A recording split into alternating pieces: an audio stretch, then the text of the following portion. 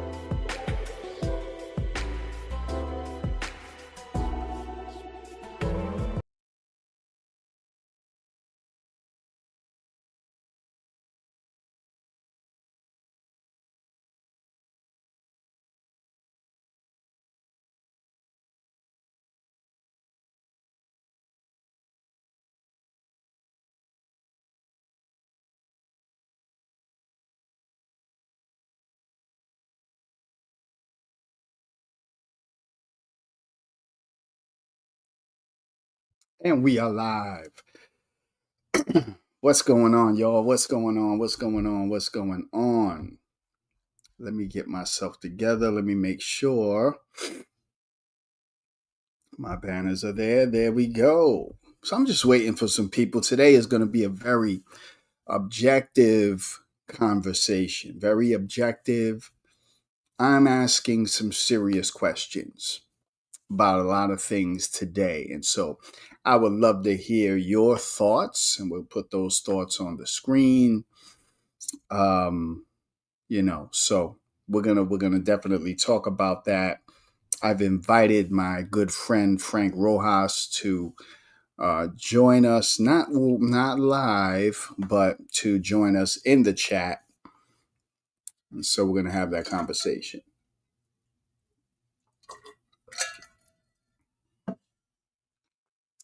All right. So let's go ahead and get this going. So let me put up what we're going to be talking about today. We're going to talk about the original rock dance. We're going to talk about the rock dance scene. We're going to talk about the DJs. We're going to talk about the mixer, the introduction of the mixer. We're going to talk about a little of hip hop. So let's go to the initial idea. Today, I'm very objective. Okay. I don't have a dog in this fight. I have some real questions that I want to kind of just flesh out. And I want you guys to join me in that. Okay. Shout out to Mr. T who's here. Shout out to Shock King. Shout out to EV who's here. Okay. All right. The rock dance. From what I have done in my research, from what I have spoken to others about, begins around, I've heard some say 68, most say 69. The rock dance is considered by the practitioners, again, I'm telling you what they're saying, by the practitioners to be the real first official urban street dance in New York City. Okay, not the world, not the country, in New York City. The first official street dance. Okay, now, when we talk about rock, we're talking about a style of dance that was not just in the Bronx, it was in Brooklyn, it was in Manhattan. Frank Rojas says it was in all 5 boroughs. Def Rocker, what's up? I see you, man. Join us in this conversation. It was in all 5 boroughs. Today is going to be an objective teaching while I have questions. So it's in all 5 boroughs. You had those in the Bronx who were doing this dance. Frank Rojas says that he really begins around 1972, if I'm not mistaken, and he's introduced to this dance. And for his real full story, please feel free to go and check out the interview that I did with Frank Rojas. Very insightful. Okay, so we have this scene happening in Manhattan in these places that are called juice bars. Now, they were called juice bars because they did not serve alcohol. Okay, and so, at least from what I understand, that's how it initially was. So they were thus named juice bars. And these were kind of, quote unquote, underground spots. Let's keep in mind, from what I've understanding, is that these were spots where the gay community, These were gay. Many of these were gay clubs, the gay community. But the rock dancers went to these clubs because they were playing a certain kind of music that was attractive to them. Understand that, okay? So while this is happening, so some of these people that are at these particular juice bars, you had people like Rubber Band, the famous Rubber Band, who is said to have been doing very early swipes, helicopters. They said he was on the floor. But keep this in mind, in my humble opinion, this is not breaking. Okay. And when I asked Frank and others who are rock dance people, they would say also this was not breaking. Okay. So you had Rubber Band. You had another dancer by the name of Mexico, who was not Mexican.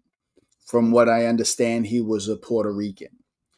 So Mexico, you had another one by the name of another dancer by the name of Salsa. You had another dancer by the name of Mike Dominguez. You had Ana. You had Electrico. You had Heavy. There were many others. You had Enoch. You had Frank Rojas. There were many others. So some of these were from the Bronx.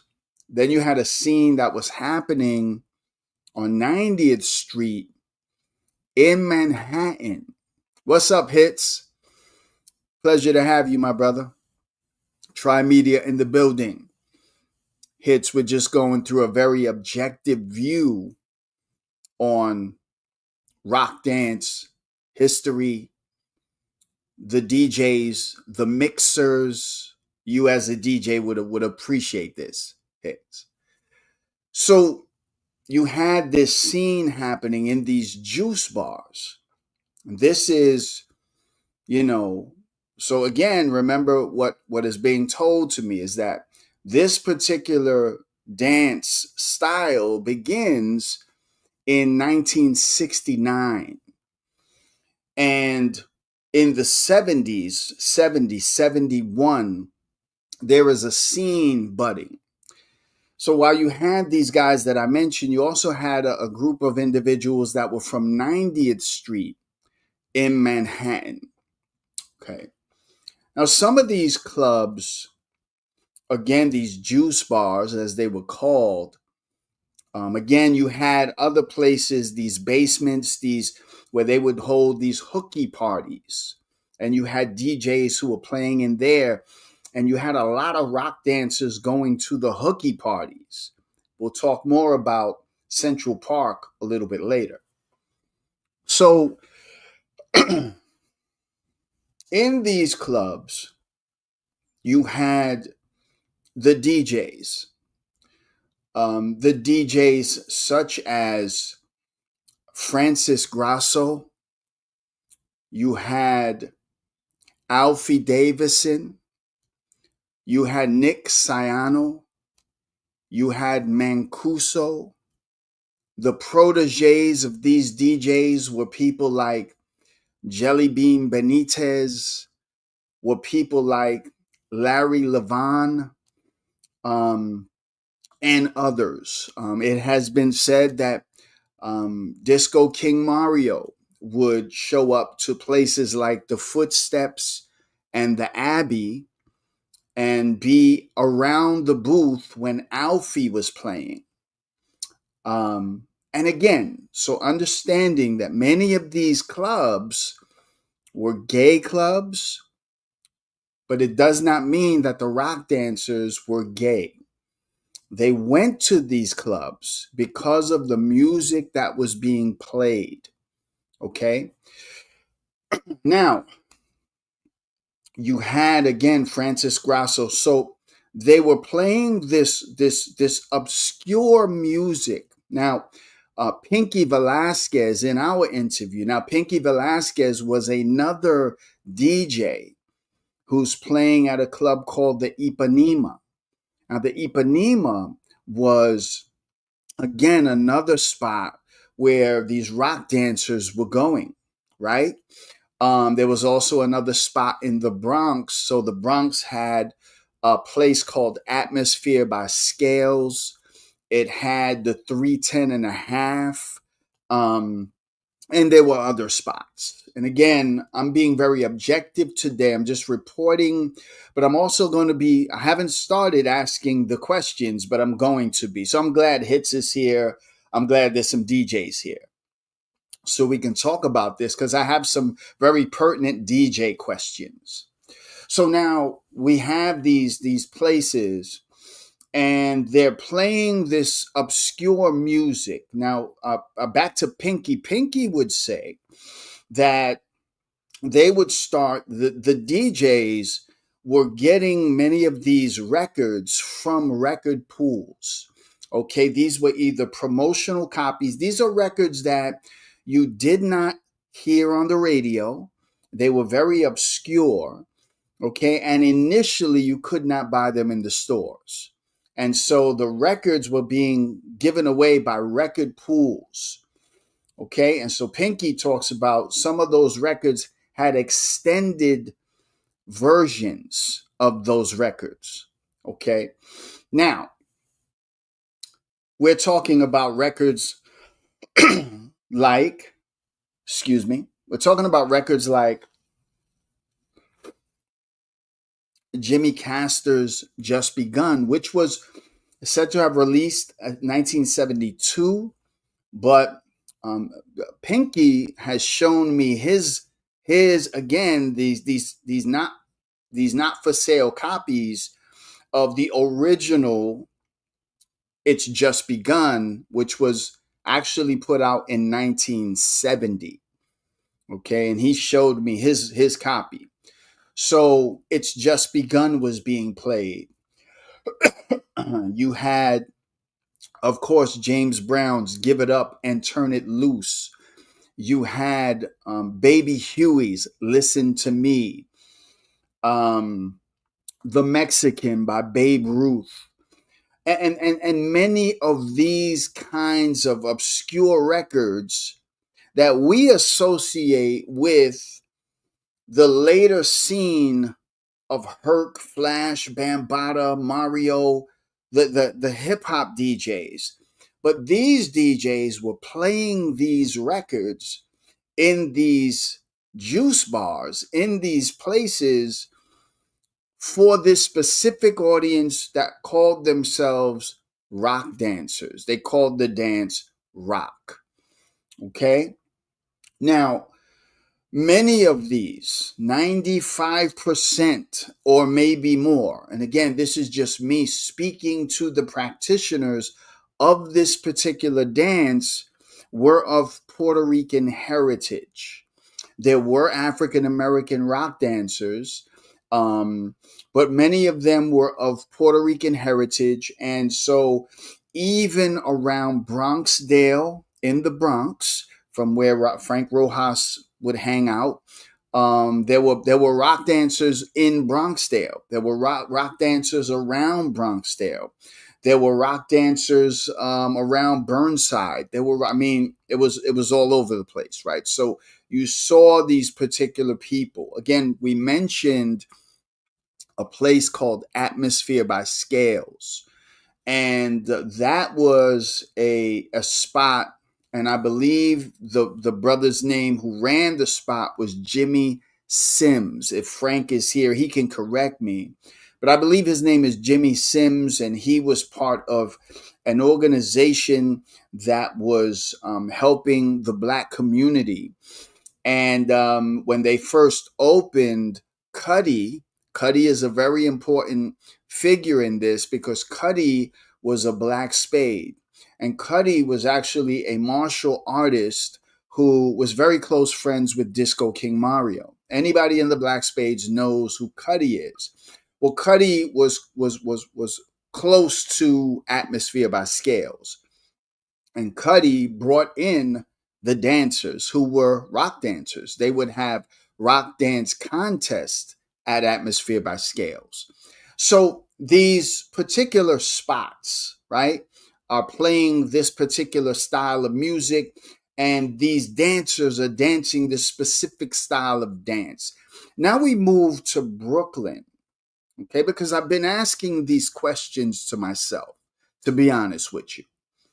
And so we have the Brooklyn scene, which is a different flavor of rock. I'm going to get to the comments in the chat. I'm just trying to cook a little bit and then let me look down. But we get, if Frank is here, Frank can be able to answer those questions because he lived this scene. So we get to the Brooklyn section of New York City, and many of the Brooklyn guys say that they began in 69. And so probably the place that I heard of the most when it came to that dance in the section of Brooklyn, and again, I'm sure it was other places in Brooklyn, was Bushwick. Okay, and Bushwick to this day still holds rock dance competitions. But the Brooklyn Rockers had a different flavor. They called it, well, I'm not even sure. Let me not say that. I'm not sure if they called it that. Maybe it became known as Brooklyn Outlaw Rock. Okay, and so there are also people who talk about this dance from the Bronx gangs, such as the Ghetto Brothers, the Savage Skulls, the Savage Nomads, who were also doing this outlaw rock, right? But back to Brooklyn. So Brooklyn had a huge rock scene. They were doing rock dance contests as well in the early 70s. So Brooklyn is definitely a haven for the rock dance, most definitely, right? And of course, we got people like, Bushwick Joe. I was just speaking to Frank about this at an earlier time. Bushwick Joe is one. We have, of course, oh my goodness, King Uprock, who was, famous for throwing the dollar jams. So the dynasty, the dynasty rockers, right? So Brooklyn is, but there's a different style between what Enoch called freestyle rock and the Brooklyn rock, right? Freestyle rock, many of them did not do the jerks or the burns. And it's important to understand from my research that the rock dancers use the terminology burning. They definitely use that terminology. So the jerks and the burns, some of the guys in Manhattan and the Bronx were doing that. But not a lot of them, from what I understand. But then you have the Brooklyn Rockers who believe that is the staple. It's jerks, it's burns, but it's also being able to dance. There's a lot of people who, I guess, from what I gathered from talking to people who did this dance, who really couldn't dance outside of doing a jerk and a burn. They really couldn't dance to the music. Okay, so that was very important to the rock dance scene. Okay, so we have these two styles of rock, but it's all rock, right? Now, remember what I said, and this is coming from those who saw this particular style of dance happen. Okay, now, and we're talking about the early 70s. Remember what I said. They said that this dance was being done around Bronxdale. It was done in the Bronx. It was done on Burnside. It was done many places in the Bronx, and definitely many places in Brooklyn, and definitely many places in Manhattan, and including Queens and Staten Island. So, other people, now this is my question, other people had to have, well, it's not a question, it's a comment. Other people had to have seen this dance. In speaking to rock dance practitioners and asking them that question, there are those who said we never saw that dance. They said that is next to an impossibility because it was being done so widespread throughout the city. There were competitions, rock dance competitions. Again, I don't know. I didn't see that. So I'm just going by what they have said. So again, the juice bar scene, the hooky parties. And then another thing that was happening among the rock dancers is that after they were in these juice bars, these clubs, they wanted to continue to party. And so they would make their way to the Central Park fountain. And if you just look up the Central, and when I looked it up, I was blown away. The fountain at Central Park became a place where rock dancers and hustle dancers were going to rock. That's another aspect of what was happening in the rock dance scene was hustle dancing. Okay. And so you had this place called the Fountain. Michael Holman remembers when he first came from Cali, he remembers the Fountain where these DJs would gather and these dancers would gather and they would just jam out on the weekends. So while this scene is happening, 70, 71, 72, 73, this is into the 70s, you have another scene happening. We're going to get to the DJs, and I want to specifically talk about and ask some questions about the mixer. So there's another scene happening. Eventually, now keep in mind, there were other DJs playing these records.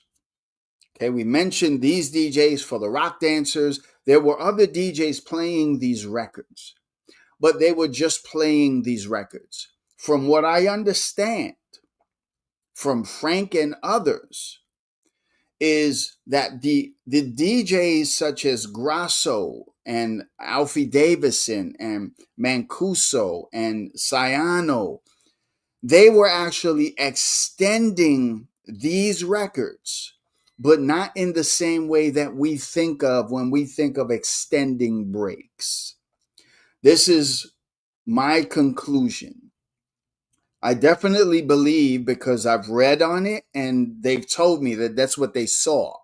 They were extending these, making them longer for the rock dancers. But they were not doing the same thing in the same way. These are disco DJs who are playing, and of course, early 70s disco is not out. So when I use that term, I'm using it as a connection term, of course, right? So understand that. But these are the DJs who are playing these records, and they are blending them, beat matching, if you will. Now, while we're here, I want to show you an article about a man by the name of Alex Rosner. And Alex Rosner, I'm going to read the article, but Alex Rosner, in a nutshell, is responsible for the mixer as we know it. Okay, so I'm gonna bring that up on the screen, and I'm gonna read what is said. I'm not gonna read the whole thing but I think it's very interesting, some things that we see. So let me go ahead and share that with you. Okay, here it is right here. So I hope you can see that. Please forgive me if you can't, but I'm going to read it. Okay. This is called A Love Letter to Rosie, the first mixer made just for DJs. There was a time pre 1971 when all mixers were mono, and the thought of wearing headphones during a nightclub gig was laughable. Dance club DJing came into its own as an art form in the 1960s, but DJs back then were still stuck with mixers designed for radio broadcasting. Sound systems were custom installed at clubs, designed to maximize the acoustic properties of the dance floor so that the music would sound clear and loud. Y'all track with me now. Most clubs also had their own record collection in-house. Let me just make sure something's right. Boom. Okay, that's right. Boom.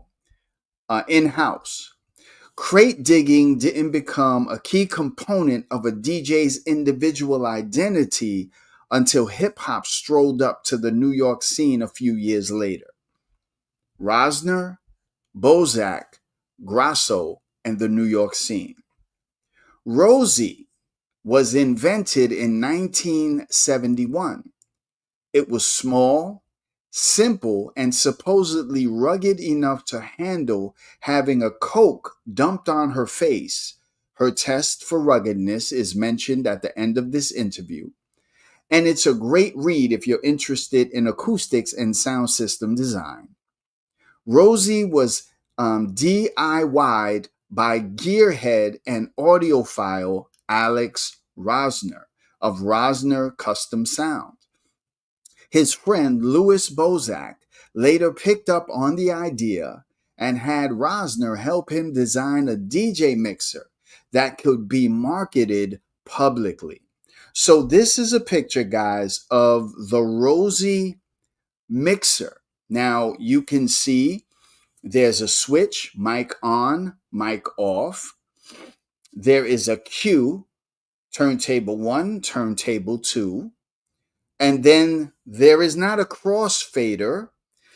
That does not happen until I believe the GLI. But before the GLI, there was Rosie. Okay. Now, what I want to notice, and this is the questions that I'm having, you notice the cue, turntable 1 and 2. So, well, let's read as we hear what they're talking about. But Rosner didn't come up with the idea for Rosie out of nowhere. He was working on improving the sound system for the Haven, a dance club in New York City's Greenwich Village, where famed 70s DJ Francis Grasso developed beat matching and brought slip cueing into the dance club world from radio broadcasting. Grasso's technique inspired Rosie. His style created the need for a headphone cueing system that would allow one record to be playing silently while another was simultaneously rocking the dance floor. I want to read that again, and then I'm going to pause this and come back on screen. His style created the need for a headphone cueing system that would allow one record to be playing silently while another was simultaneously rocking the dance floor. Now, I want to stop right there and I want to come back on screen. So, the Rosie mixer from Alex Rosner seems to be the first mixer that allows for cueing with headphones to be able to hear what's happening on the other record while the main record is playing for the audience.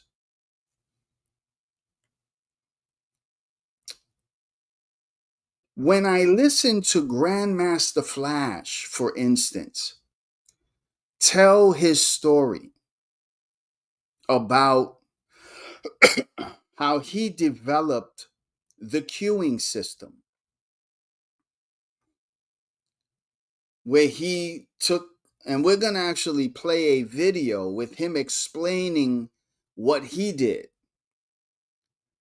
But is it me, or does it sound like Flash almost seems to be saying that he created the queuing system when we just read the queuing system was already created with the Rosie mixer?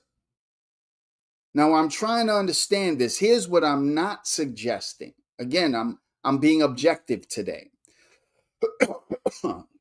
This is all going to lead back to rock and hip hop, but I'm being objective. What I'm not suggesting is that, because I've heard Kool Herc say when he first DJ'd, he wasn't using headphones. So I'm not suggesting that Kool Herc did not create the merry-go-round, because he did. Again, these previous DJs are definitely beat matching and extending, but they're not doing the same thing the same way. And they're not totally focused on the break. Herc, though not a great DJ for many people who have said this, they said he wasn't even on time. But the idea of extending or creating this movement to keep this thing going through the merry-go-round. But now we have another innovator who takes it to another level, and I'm firmly in agreement that Flash created the quick mix theory. This has nothing to do with the quick mix theory in the sense of him taking the crayons, queuing up the record, and making that. He's a scientist, so he's counting these beats to bring it back to the original section of the break to make it go on time. In other words, right, my bad example, right? He takes the record, doom da doom doom da doom doom da doom doom da doom doom da doom doom da. He's bringing it back to that crayon mark. Okay, that's Flash. Created that. My question is, and you're going to hear his explanation. He talks about the double throw switch that he buys he buys it from Radio Shack and attaches it to his mixer, which I believe is a Sony mixer. It's a different mixer. And it did not have the crossfader. It was an up and down fader. He's going to explain this. I'm trying to flesh this out, y'all. But if Rosie and Rosner already created a queuing system, how could Flash have created a queuing system? Was he doing something different with the tone arm? I mean, with the throw switch? I'm gonna let that Flash interview play, and then I'm gonna come to the comments because I want to hear what y'all think. Okay, because there's obviously something happening here. Again, I'm not suggesting Flash did not create the quick mix theory, because he did, most definitely. But the queuing system seems to have already been in play, unless Flash is saying, I did it differently. Let's listen and see what he's saying. Okay, so give me 1 minute. I'm going to stop the other screen. Let me bring up the Flash interview. If you would just give me that time, and we're going to watch this together. Boom. Let me make sure it's there. There it is. Okay, and he's about to explain. Let's listen. Then it was a problem of me being able to pre-hear the song in my ear before you could. So I remember when I was a kid, or any, if you're the kid and there's an adult in front of you and they want to play with you, they go, peekaboo, peekaboo.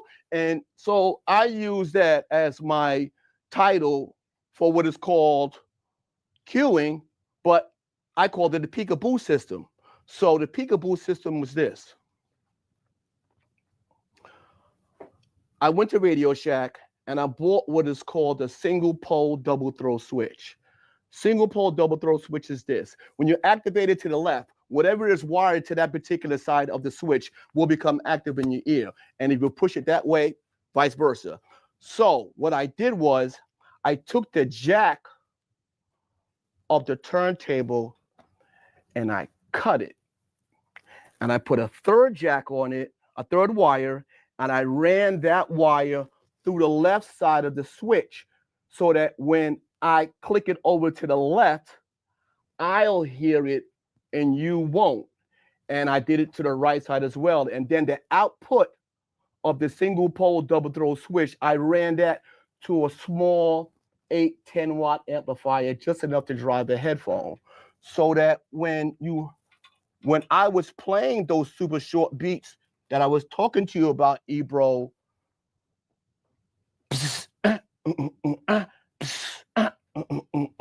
that 10 seconds, now I can do this for 10 minutes. So then the quest for records became really important. So Flash, really quick, what?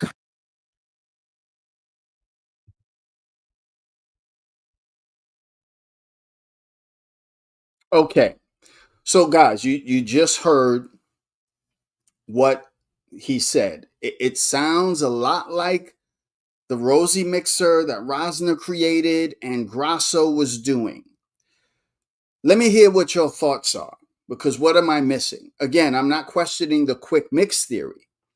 I'm questioning if there were already mixers that had a queuing system, what would be the need to buy that double throw switch and attach it if there were already mixers with this capability of hearing what's in the record? Am I missing something? Let me see what the chat says.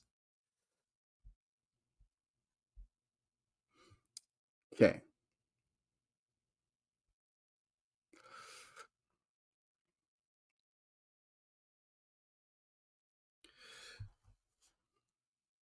Okay, so it seems clear. So I'm asking the chat. We see that Rosner created this system. Let's put it back on again. We're gonna get it off. We're gonna put this back on, and we're gonna share the screen. We're gonna share the screen. We're gonna go back. This is the Rosie. This is the first mixer that Grasso uses, and we can see Q, turntable 1, turntable 2. Okay, so there is a mixer, and from now on there would be mixers that have the ability to cue both the turntables so that you could hear in your speaker what's happening in your headphones and the other person can't. Flash says he creates a system. I'm just trying to understand, if he created a system that was already there, what would be the need to create a new system? Can any DJ help me understand this? That's all I'm saying. I'm not questioning the quick mix theory. I'm not questioning Herc's merry-go-round. That's not what I'm questioning. I'm questioning this. Did he do something different with the double throw switch? So I'm asking Hits, who's a DJ, what am I missing? Because that seems a little confusing, to be honest with you. But let's hear what people are saying. Okay.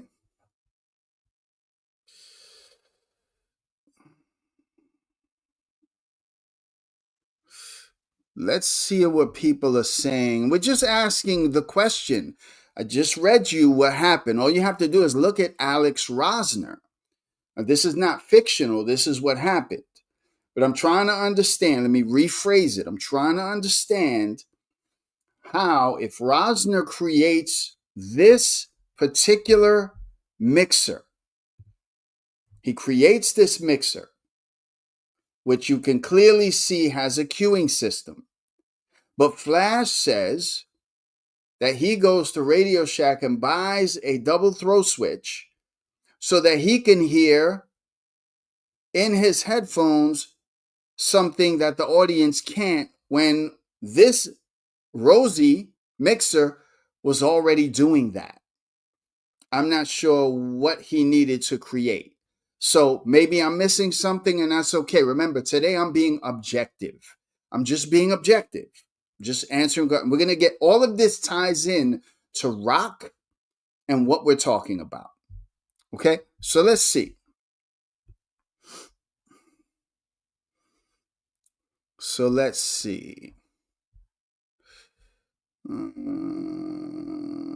Okay, let's see. Okay, Be Active says, you're not missing anything.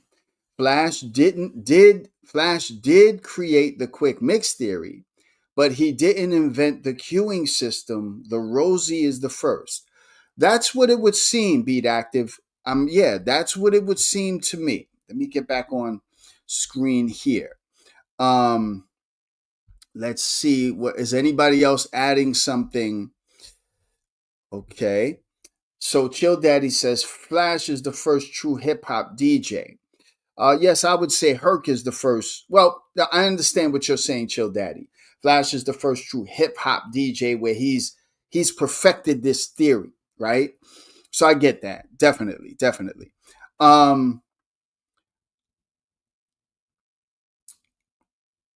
Okay.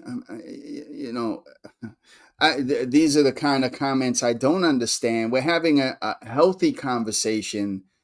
I don't think Flash is lying. I think that there needs to be an explanation, because if I were to sit with Flash, I would show him this and say, what did you mean by you created the queuing system or the peekaboo style? Because obviously Rosner did that first. So I'm looking for people who have, I'm sorry, I shouldn't have even put that on the screen. We got people in here who just, I'm being objective today. It's just questions. Okay. So let's keep going. Let me see. Okay, listen. World's best braider. I'm going to give you one more shot. Okay? Please don't come here for that. Okay? I'm talking about history and you're in here insulting and trolling. You got one more shot. Okay? And then I'm going to get you out of here. If you have something to add to the conversation, add it. But don't come in here. First of all, you're from the South. You're not even from New York. I know who you are. Okay? You don't have the slightest idea what you're talking about. So we're done addressing you. If you come back with one more ignorant comment, I'm going to get you out of here. That's my warning to you. Sit down, shut your mouth, and learn something. Let's keep going. So now, we were talking about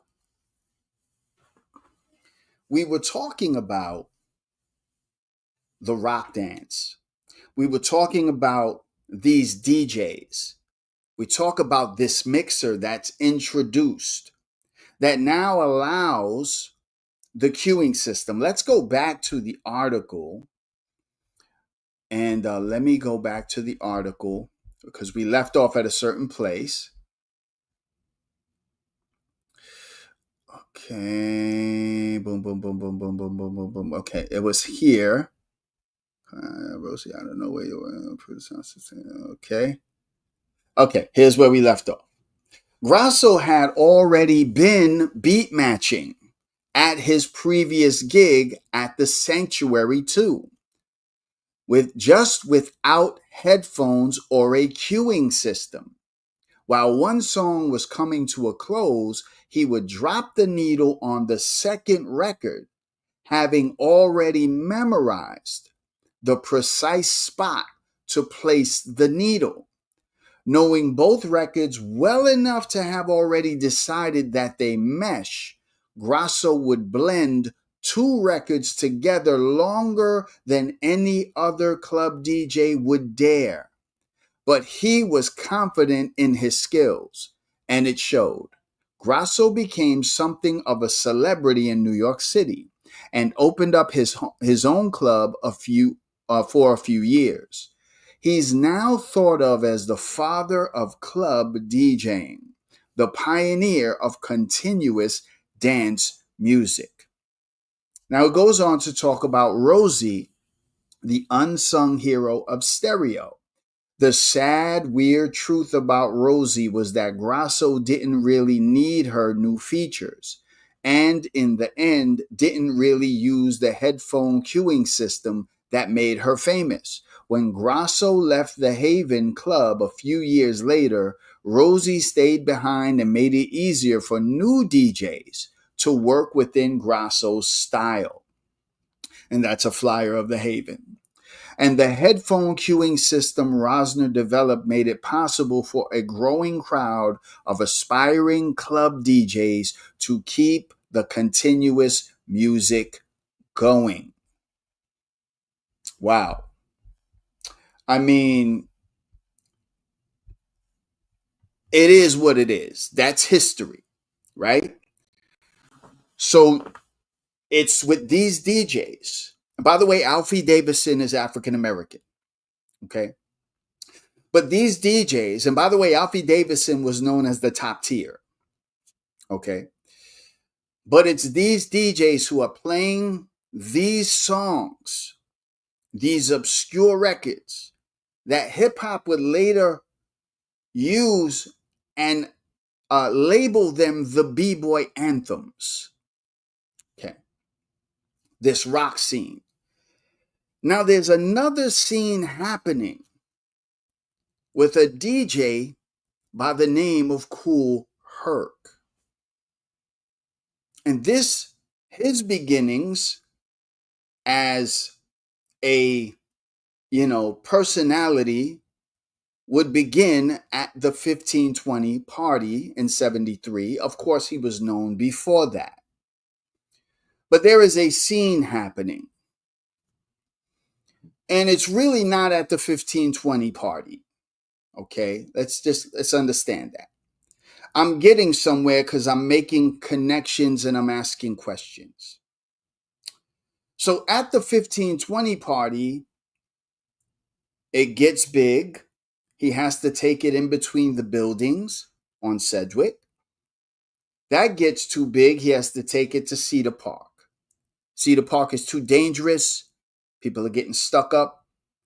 From what I understand, he takes it back to 1520, but then moves to the Twilight Zone. From the Twilight Zone, he then moves to the Hevelo. The Hevelo burns down after a year, and they move to the Executive Playhouse. It is in the Hevelo that Herc develops what's known as the merry-go-round. Okay, now he is also one of those DJs who did what Grasso did and looked at the grooves. He said, I didn't use headphones at first. I looked at the grooves. I had to hear the speakers. Okay, so he's looking at the grooves. Many people said he wasn't a great DJ. Okay, again, I never heard him play. I've heard examples of him. I've seen little snippets, but I wasn't in a full set with him. But this is what I've heard. But he also has a scene that is created. And there are dancers at this scene that he coins B-boys. Okay. He coins them B-boys. Now, I've heard both Sasa and Trixie say when he told them that name, they didn't know what he was talking about because they used the term breaking. Okay. Trixie used the term break dancing, And he said he was doing that since 1970. Okay, we're not going to, that's not what we're here to get into. But there is this scene happening at the Hivelo where it's Herc's parties start to become, people want to gravitate to Herc's parties because of Herc, because of Coke Rock, because of his dancers. Now, when we talk about his dancers and the terminology of what they use to describe what they are doing, we're talking about people like Dancing Doug. We're talking about people like Trixie. We're talking about people like Sasa. We're talking about people like the twins, Clark Kent, and the, James Bond and the rest. These are dancers who, when you look at, now the only people that we are able to see clips of are Doug, some of Trixie, and Sasa. And I'm just going to be honest with you. When I see what rock dancers were doing, and I see the way those dancers danced, it looks exactly like rock. Now, here's the kicker. In the documentary, microphone check, during Sasa's interview, Sasa actually says these words. They called it rock or up rock or whatever. He uses that terminology. But we were doing that, but we just didn't have a name for it. Oh, that's interesting. Because this dance has had a name since 1969. And it was done a certain way. And when I see how Doug moves, the way he moves, the way Trixie does his little, the way Sasa does his, I'm sorry, it looks like rock. But these are scenes, I want y'all to get this, that are simultaneously happening. They're happening at the same time to the same music, to the same records that Grasso, Davison, Sayano, Mancuso, Benitez, Levon, Velasquez, all these DJs are playing the same music pre-hip hop. And they have a scene. Now, when you ask breakers, what would be the connection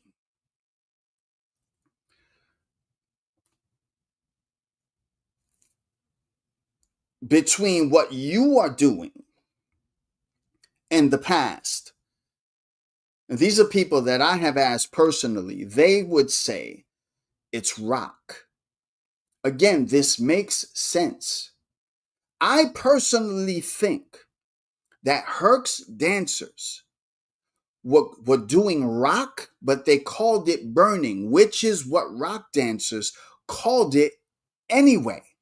They called it jerks and burns. You got burned. They would use this terminology in their circles.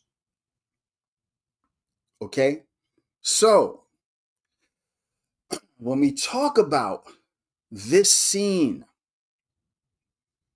from rock to up rock to top rock to down rock, I think it all connects. I think it all connects. They're playing the same music, though that's not a hip hop scene. Let me make that clear. Okay, that's not a hip hop scene. It's a rock dancing scene. And many of those moves would land, many of the rock dancers would become breakers.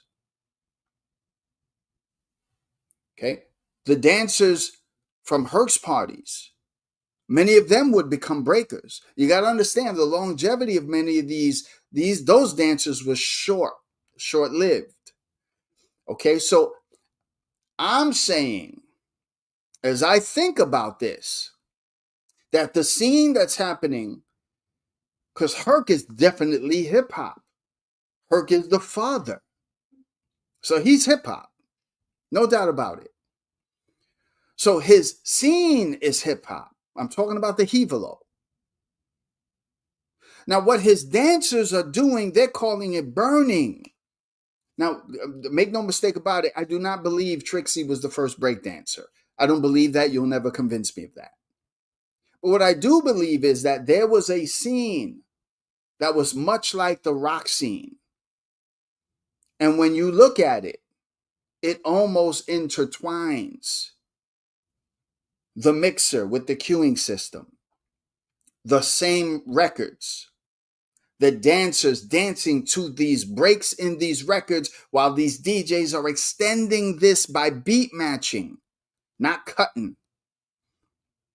Okay, Herc was not known for cutting, Flash was. Bam was not known for cutting, Theodore was. Okay, so there's a scene that's happening. Okay, it's an inspiration. I don't like to use the word evolution, but it's the inspiration of what would come. So I think there is a connection. But the terminology is where we get confused. What the rock dancers are doing is not breaking. What Herc's dancers are doing is not breaking. Breaking comes next. And it is inspired by all of all of that combination. What's it inspired by? By Black and Puerto Rican youth. Once again, you can't escape it. And so what that the DJs before were white? Why are we making this a racial issue? So what? Who cares? They did. History is history. They did what they did. And those are facts. You can't argue with what I just showed you.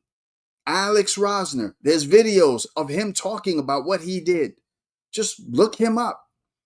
He creates one of the first mixers that DJs can now cue. I'm sorry, I don't believe it was Flash. But I do believe Flash creates the quick mix theory all day. I do believe Herc creates the merry-go-round. I do believe Grand Wizard Theodore creates scratching. But most importantly, I believe that this culture that's called hip hop was created and developed by Black and brown kids, first from the Bronx and then New York City. That's what I believe. Let's see what the chat's saying. Let's see if we got let's see if we got some good comments. Here we go.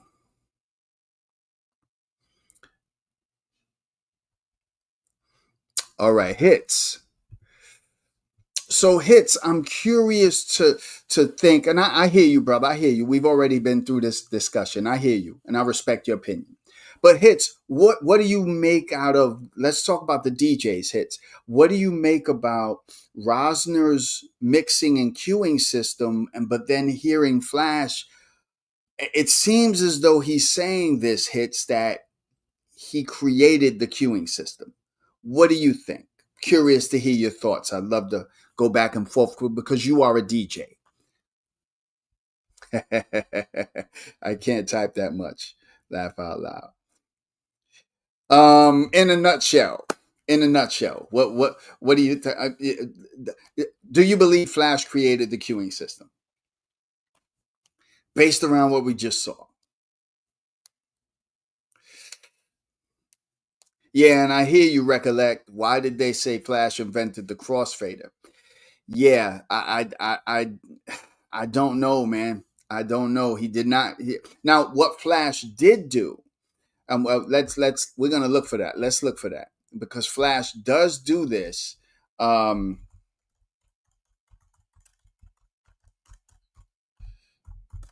uh,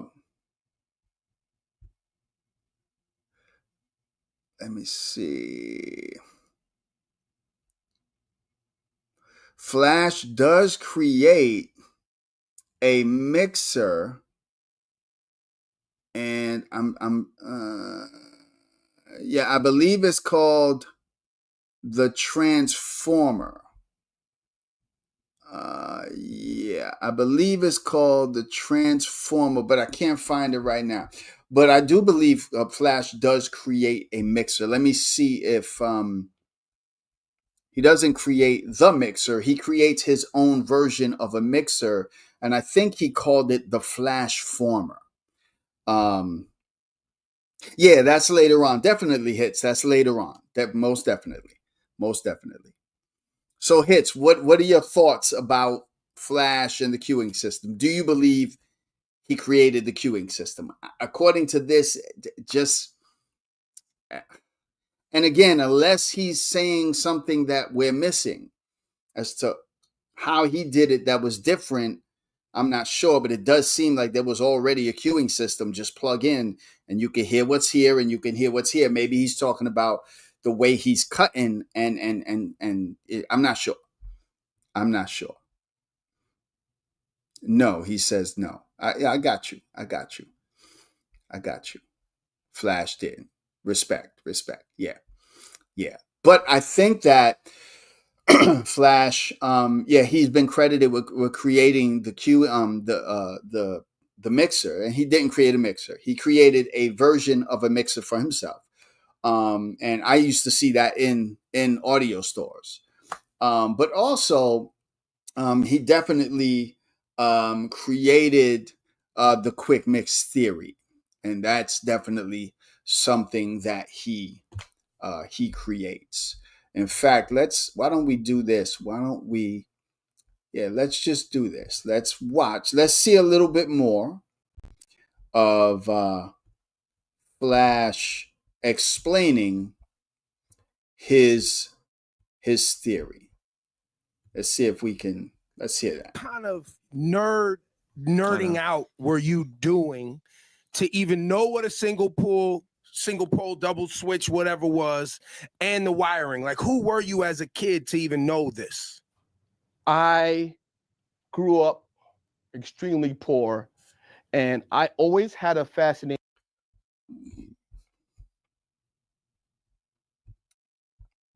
Yeah, I'm not gonna listen. Y'all can go on and watch the Ebro Grandmaster Flash full interview. I'm not gonna put that on. It's way too long for me to find certain spots.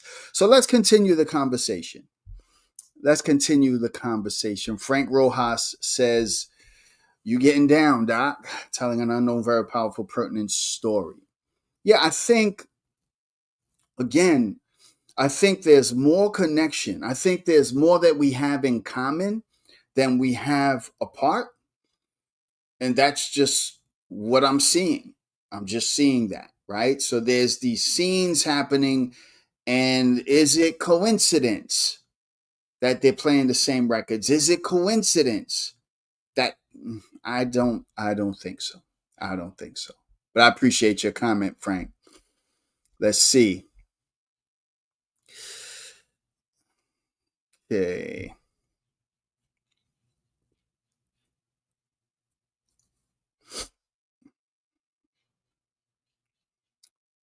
Let's see. Anybody else?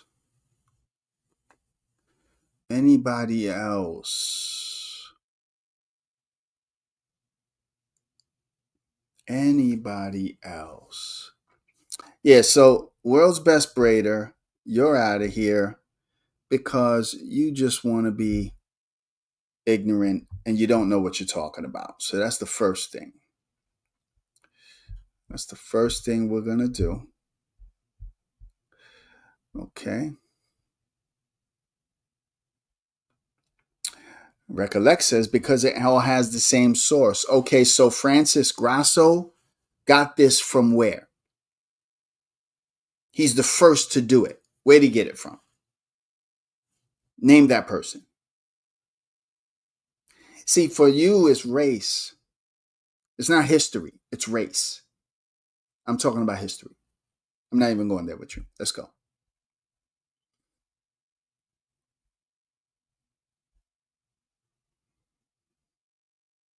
Sure, that would be great. All right, yo, hits. You want to come on in? I'll invite hits on. Let me figure out. Yeah, I'm gonna invite. Let me share the. I'm gonna share the link with hits. If you want to come on in, man, we can talk about what you thought about the Flash thing, and come on in, hits. Would love for you to come on in.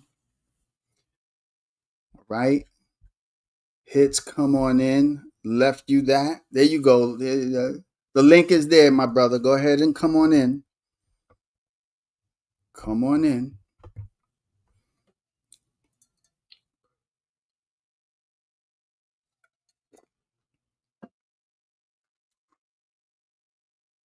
Pro for one, what's up, man? 2.0 Brooklyn. I hear you, bro. We got my man Hits here. Let me add him to the stage. Hits, are you there? What's up, man? What's up, brother? How you doing, man? I'm doing well. I'm doing well, man. Good to hear you. Good to hear you, bro. No. That's what's up, man. And just like you said, I don't know if I'm too loud or too low. Somebody can, in the chat, just let me know if I'm too loud No, or you're too good. low, because I be switching headsets down here. No, you're good, bro. Uh. So your thoughts first. Your thoughts Go ahead. on when I saw that Rosie and I was like, man, but I've always heard that, Flash himself say he created the queuing system. What are your thoughts on that? Is there something we're missing? No. I think there's like two things going on, right? Like the actual production mixer for Mancuso, right? Mm-hmm. From Rosner. Mm-hmm. That was a one-time deal, Mm-hmm. right? He didn't mass produce that mixer. He Right. made that one time. And what's also funny about that is by the time, and I think it was maybe 4 or 5 years later, 74, 75, where he actually made a mixer for mass production, and it was a knob mixer for like club DJs, right? House music, I club, think it was disco. Bozak. But Yeah. him and Bozak got together and they made a mixer that could be mass produced. By the time that mixer had came out, um, actually when he gave the Rosner or the Rosie to Mancuso, I Mm-hmm. think Mancuso didn't want it. He was so used to and he was Mm. comfortable in his style of mixing already. So he Mm-hmm. was like, that's just adding to what I'm doing, extra stuff that I don't need, right? Mm-hmm. That's one. And two, beat matching back then had a lot to do with records that were similar tempo, Mm. Mm. like because you Mm-hmm. didn't have a pitch control on a lot of the equipment back then. Right. So you couldn't speed up or slow down unless you did it manually. Mm. A lot of the records back then were live instrumentation where the tempo kind of goes up and down. So you Mm-hmm. had to actually know the record. I'm gonna bring in the next record on this point and then Yeah. transition out before one speeds up and one slows down.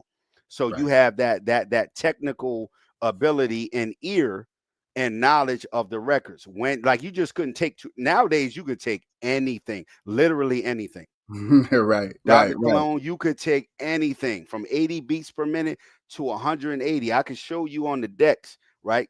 Mm-hmm. And match it because of digital technology back Mm-hmm. then though. So you have the physical ability to actually mix the records, the Mm-hmm. knowledge knowing where it speeds up and slows down, when to do it, and then the equipment. And these are club DJs. Hip hop is not really about the club.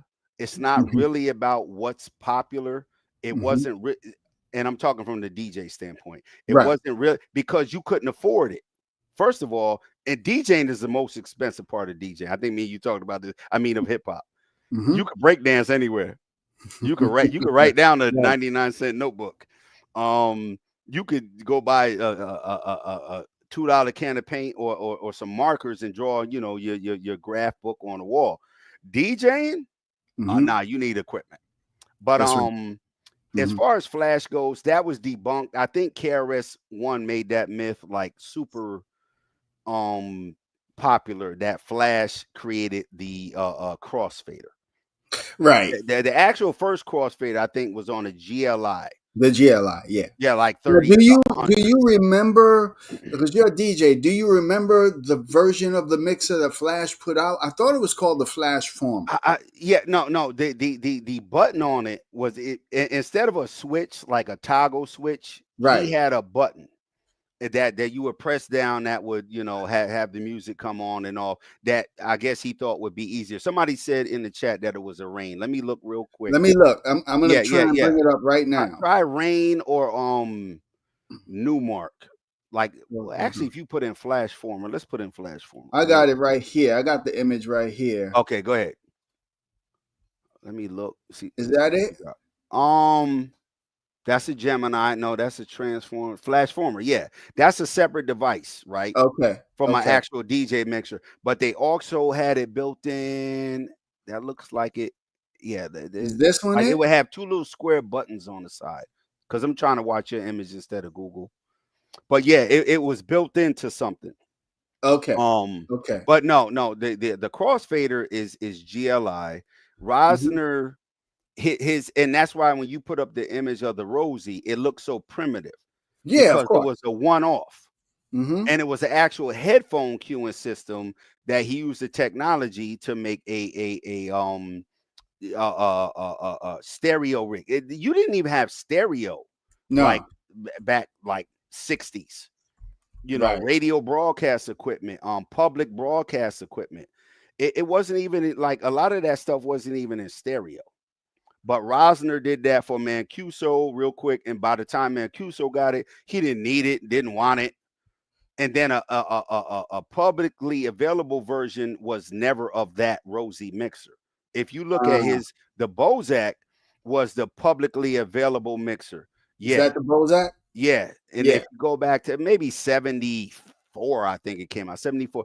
That was a publicly available mixer. So Okay. in all of these conversations, right, we have Mm-hmm. to think relative to the time. Right. Early 70s, late 60s, mid 70s. Whether Mm-hmm. that's dance, whether that's dress, whether Mm-hmm. that's language, whether that's music, whether that's food, what you Mm-hmm. eat, where your grandparents are from, what you Mm-hmm. grew up listening to at home, what you grew up dressing like, Mm-hmm. how you spoke to people, who were your friends and your neighbors. Those things are always important because we take outside time and we make that the majority of what was going on, say for hip hop. Oh, they was dancing and rapping and DJing and graffiti. No, that's not the majority of nobody's time as a young person. The majority of your time is spent with your family and your friends and in school and things like that. That's play. Even in the 80s, I was a teenager in the 80s. Right. I'm born 69, right? Early 80s, and I'm 60 miles north of New York City, right? Hip hop gets here from my age group in 79. I was 10 years old. The Breaks, Sugar Hill Gang. I didn't have the records. My mom bought them. It was it was out then. But my uncle, people older than me, my friends' big brothers, they frequent the city. Period. So it has a lot to do more outside of what people say it was breaking, dance, DJing, rapping, and graffiti. As a teenager, that was teenager shit to me. All of that was. The DJing part, as a teenager, my mom wasn't buying me no damn equipment. I had to buy one at a time. And this is the 80s, the early 80s. Hip hop, the term don't even get popular until the early mid 80s. The 70s, you can't find the term hip hop. Right. The term is 82. Yeah, that's 82. Africa Bambaataa and all that stuff. So prior to that, I think we had these discussions. And Flash is my hero. To me, he's the GOAT. To Yeah, me, man. Q points. Don't Comes take from nothing Flash. away from him. For me, Go ahead. this is just, it doesn't remove anything from Go ahead. it. I'm trying to just understand. Okay, I'd like to ask him, like, what did you mean by that? Like, I mean, Okay. I don't know. And then queuing is a term. Basically, queuing means I can set up something. right, Whether I'm hearing it and you can't hear it, that's a setup, right? right. I'm setting it up so when I play it, it's on point. Or cue could be I'm gonna put a marker here. I'm a cue point. Like today's on all this equipment is built in. They owe Flash a gajillion dollars, right? Absolutely. Because it's built into the equipment. A cue point. It's a pad now. It's a little pad that you hit. But a cue point in a queuing system can mean multiple things. I'm queuing it up. I'm getting ready. You said, and a lot of people give Theodore, right, the credit for inventing the scratch, right? Right. Flash will tell you on Drink Champs, and DJs know, a scratch is nothing but rubbing. If you go back to the early guys that saying they were queuing the record up, you move it back and forth until you're ready to drop it on beat, right? You put your thumb on the side of the record, you get that first beat, that first kick, that one, and you hold it or you move it back and forth. Right. Theodore, and this is what Flash said on Drink Champs. Theodore had the fader open. So now you can hear him going, good. Right. You do that in the head. I'm certain Flash was doing that in the headphones anyway. Right.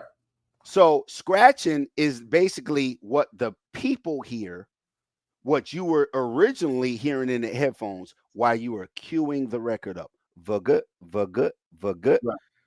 Normally, the people wouldn't hear that. If Theodore moves the fader open, what do you hear? Good. Right. So they give him credit for creating the scratch because now they hear what Flash was doing in the headphones or what other DJs were doing in the headphones. Keep talking, Hits. I'm gonna step away. No. You got it. And to Flash's era, right? He's that transition from where he puts fingers on the record, on the vinyl record, on the grooves. They didn't do that before. You touch the record on the side. You put your thumb on the side of the record if you had to hold it. Or you put your fingers on the sides, you put the needle on, or you just didn't touch the record at all. You put the needle on and you do it. Because records were finite. They were something that could be destroyed or damaged. You didn't touch them. It's not an MP3 file, right? It's not a cassette.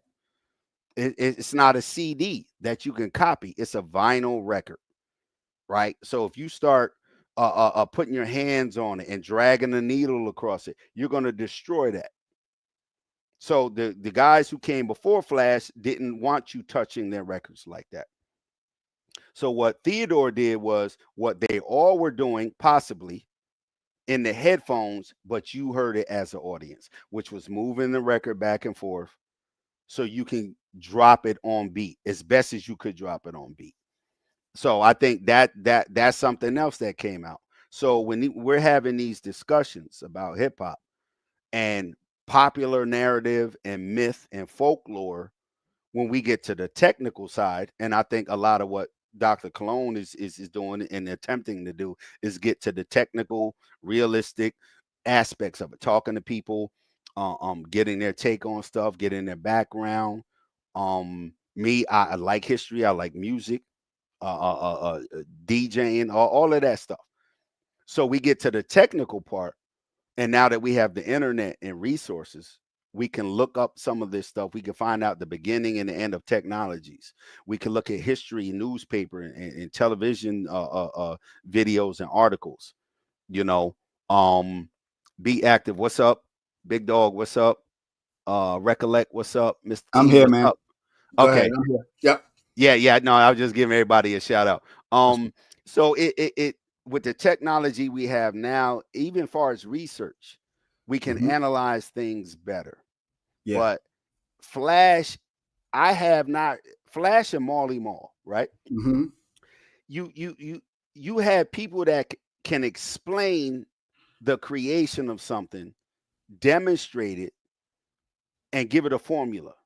Mhm. And no one, not saying no one, but if you don't hear no one else come out and dispute that and lay claim to that, it's difficult not to think that that person would be the creator or the inventor or one of the first, right? We don't know what Sure. people were doing in their homes. There's a million people on the planet, Right. right?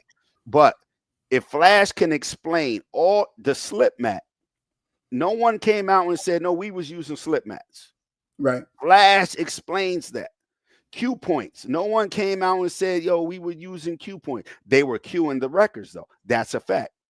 Right. Flash's cue point knew when he spun it back, this is where I need to let it go at. That's a cue point. He's the only one from that era that explained that. Right. Right. Slip mats, cue points, pitch control. Have you ever read the book called Last Night a DJ Saved My Life? Yeah, I actually have that book. Great. Great book. And yeah, it's a super long book for Mhm. anybody. Don't think you're gonna read that book or even get the PDF and get hip hop. No, you're gonna get the Right. whole. That's right. Yeah. Yeah, I got it's probably 600 something Yeah. pages. And it talks about the slip mat Yeah, before Flash. Yeah. but again, hip hop, and here's the caveat that I give hip hop and ghetto and street people, Mm-hmm. right? We take stuff that one is not, that is available and make it do what the stuff we can't afford does. Right. Like if Flash is doing the quick mix theory, Mm-hmm. which is looping a break on beat Mm-hmm. before technology was available. Now, Mm-hmm. people would say, "Oh, they had that in the studio." Yeah, that's a tape machine. What a reel to reel. Yeah, no, in the Right. ghetto, it's not available. Right. Flash's first equipment he went and got from junkyards. Right. Right. So that's why club DJing and club technology, you can mix that with hip hop, but raw hip hop is I can't afford that. Mm-hmm. That's why when people say, "Oh, Jamaicans brought systems over here," there were nightclubs here, there were loudspeakers here. Mm-hmm. In the hood, people can't afford that. Oh, they bought this, or people did this and they did that. No, it's not that we couldn't do it.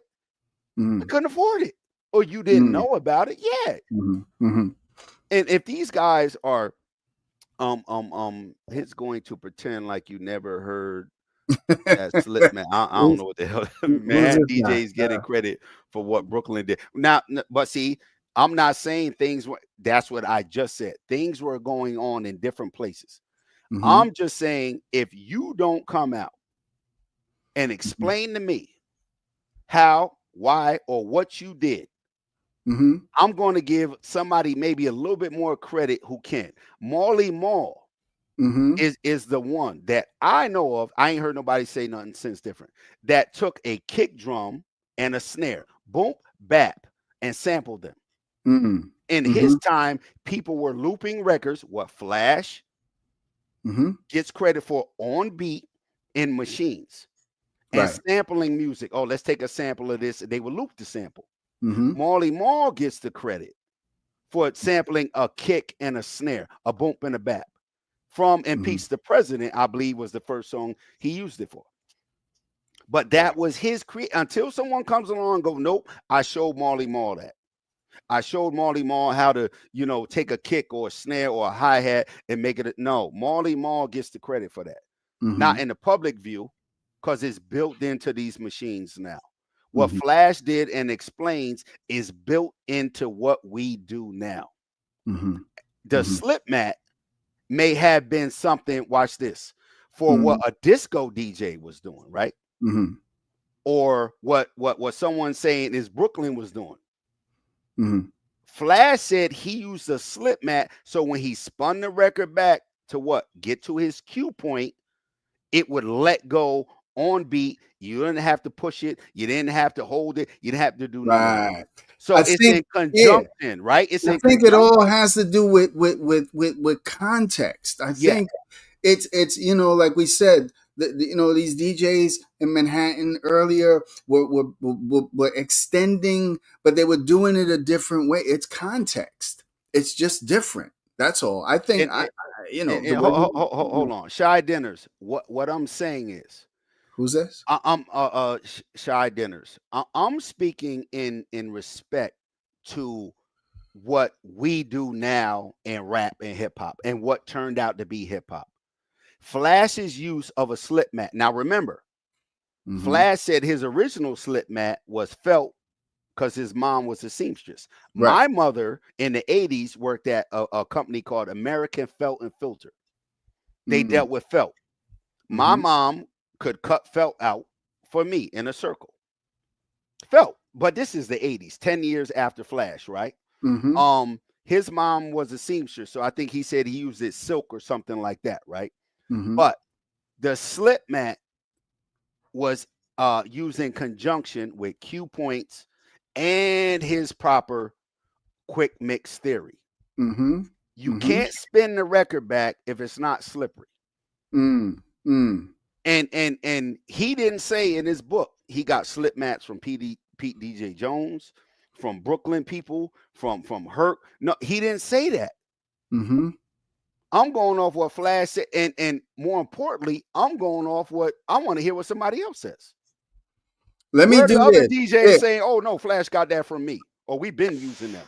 Hicks, let me do this. Go ahead, bro. Let me play. Go ahead. The section of the interview where he talks about the slip mat. Go ahead. Let's just listen to what he says. Let me see. Okay, I'm gonna start it. Okay, I'll start it. Where he talks about his mom. Okay, we'll start it here. And you're going to hear something for a minute. Just give me a minute. Gotcha. Okay. I'm going to put that on screen. And let's just listen to his explanation of the slip mat. Here we go. A turntable, you get this ugly piece of rubber. You know what I'm talking about? That. Of course, the rubber platter that comes with the turntable. Yes. That ugly pancake thing. So when I tried to put the record on it, I got too much drag, too much friction.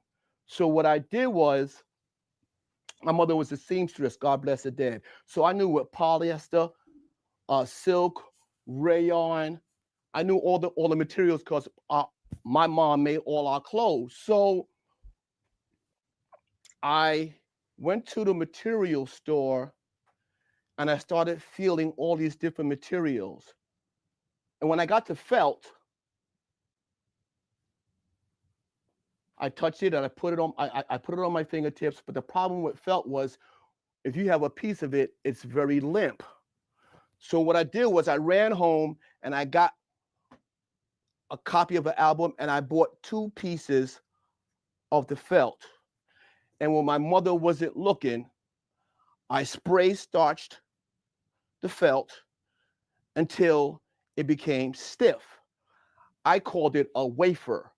And the reason why I called it a wafer was because, communion, when you go to church during Easter and you're online and you're going to the pastor and it gives you that little white thing that you got to eat, it's called a wafer. So that's what I called it. And then my mom's, whenever, I had good grades, she used to bake cookies for us. So there was that wax paper that she used to use. So I cut out 2 pieces of that. And maybe 35 years later, they called it slip mat. I called it the wafer. That problem was solved. Yeah. Now, so you're saying, let me just be clear here.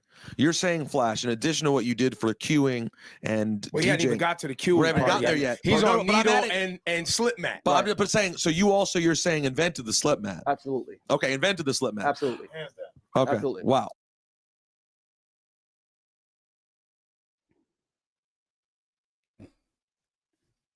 Well, I mean, okay. Watch this, right? Yeah. Until someone says, because he's talking about what comes in the box when you buy a turntable, right? What comes in the box, and I'm assuming in the 70s, same as now, he said a big rubber mat, because record players and rubber, because it absorbs vibration. And that's the point, because any noise will translate through the needle that you put on the record. You don't want vibration, because you want to dance, you want to play the speakers loud. Just even at home, you don't want vibration. It will go into the needle. They come with big rubber mats. So if someone from, and I'm not saying they did or didn't, from another borough at that same time said, okay, I took the rubber mat off and I used a piece of plastic or whatever, they would have to say that online. Somebody can show me an interview or article. Now, slip mat is a term that when they mass produce it, that's why they asked him, are you saying you created the slip mat? And he's saying, yeah, because once you like a cue point, once you build a cue point button in a piece of hardware, it's called a cue point. But he didn't create the term cue, right? Or point. But what hip hop uses a cue point for is what Flash does. So when you drop the record, it's on point. This is the point I'm cueing it to. So when I let it go, it's going to be on beat or where I want it to be. The slip mat was later on mass produced, called slip mats. So you get cue point buttons. You get slip mats that's mass produced. You get now somebody said, hold on, let me read it back. They said something about Marley Marl. I think they're confusing what I'm saying. I didn't say Marley Marl invented sampling. What I'm saying is Marley, because you can't sample without a sampler, right? Say in the 80s and 90s. I'm talking about 80s and 90s when you get Marley Marl. Marley Marl was the first that I know of to sample just the kick drum. People were sampling records, 4-bar loop, 1-bar loop, 2-bar loop, whatever. That's what a lot of records were in the 80s. Samples on top of samples. I think you're in. 4 bars from here, 8 bars from there, 6 bars from here, the break from this record. Marley Marl was one of the first people, or the first, that, until I hear somebody else, that actually sampled the kick, hi-hat, snare. That's what I mean. I'm not saying he's the first to sample. I'm saying he's the first to sample those drum parts, where now you can play the kick drum, do do do do do, snare, tat tat tat tat tat, hi hat. So what you're saying is with Flash, and I'm kind of hearing it now too as you go back and listen, is hold on, Frank. Let me just mute your mic for a minute. You hear me, Frank? Yeah, I hear you. Hold on one second. Don't worry. Mute it for a minute. I'm gonna let you chime in.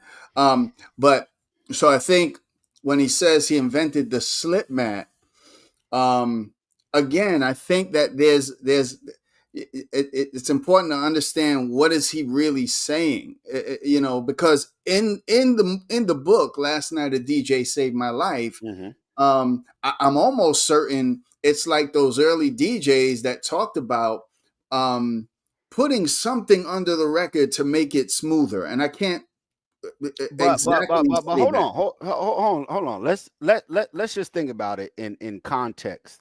Yeah. Of Flash and somebody, just say before him. The intent for making a record slippery, right? For what somebody was doing before Flash. Right? Somebody put in the chat, Smokeytron, and people said they use cardboard. Right. If you telling me whoever used cardboard said they used it so they could spin the record back 4 times to get it on the cue point. Remember, right. so they could drop it on beat, not just the rub. Remember, rubbing was what? When you getting the record ready to let it go. Vuggut, vuggut, vuggut. Mm-hmm. That's what you did in your headphones. So Mm-hmm. if you need something to make it slippery to do that, fine. Right? Mm-hmm. No one laid claim to that. Like, yo, we made it use cardboard. So when we were spinning the record back or when we were rubbing the record, I ain't heard nobody say that yet. I heard people say they rubbed the record. Rubbing is literally cueing and scratching in your headphones. It's the same thing. Yeah, I think again, hits. I think it lends to context. Let me let my man Frank chime in a little bit. What's up, Frank? He's the rock dancer, and he heard what we were talking about. So, Frank, man, talk to us a little bit about what you're feeling, what you heard. Add to the conversation. Oh man, this presentation you just put together was historical and educational. I mean, and I think it's about a story that just doesn't get told, right? And it's a real important story. And the way you did it, making the connections, was so on point. And then Hits comes in and takes it to another level. I mean, that's the way it's supposed to be. That's how everything is done, right? You find something, you make it good, somebody comes along, makes it better, then somebody else comes along, makes it better. So I think that's what this whole presentation was about. I just wish there was more people listening, and I'm hoping that this story, the story you started out with, gets out there, because it's a very important piece. It's not the piece, but it's the beginning piece. Without the beginning, there's no middle, and hopefully, never an end. But it's important. I represent the dance aspect of this, right? I know what was going on at that time. I know what the rock dance brought to this larger community, that eventually went global, right? So, I believe we was the tree, right? And then everything else were branches from that tree. And I think talking about the DJs, which was the most important part of all of this, right? Mm-hmm. These are the brothers who found these songs, or that it was mostly the Puerto Rican community. There was blacks, there was a lot of, it was the gay community, it was the Puerto Rican community, the black community had their own thing going too. I mean, I'm surprised people don't talk about the Leviticus. The Leviticus was the most beautiful club of all time, as I remember it. So it was, and I think I like how you just brought it all together, because at that time it was, if there was splits, we wasn't seeing it, we wasn't aware of it. So therefore, there wasn't any splits. It was this creation, this way of partying that made us freaking, forget, the fact that we had no money, right? Forget that, our fathers or our mothers, were going through all kind of shit, right? Not to mention the street aspect where, when you walked out of your house, you was in automatic danger. So to find this stuff, I'm sure it saved a lot of people's lives. It saved mine. Frank, Yes. talk to us a little bit about.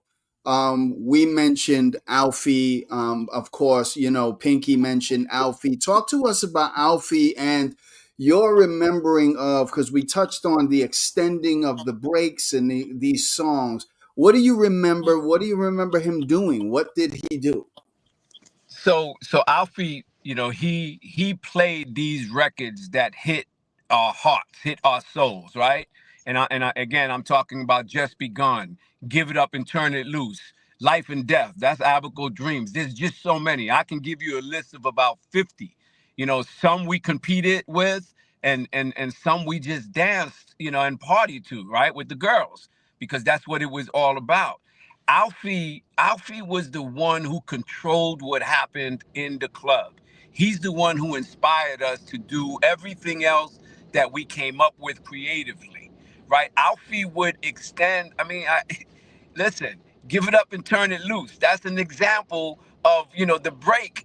He used to extend that for us. You know, it would go from the beginning. Just when it was finished, he'd go right back to the beginning again. You know, just when it was finished, he'd go back to the beginning again. So he was extending these breaks for us rock dancers. Did it with Just Begun? Did it with Listen to Me?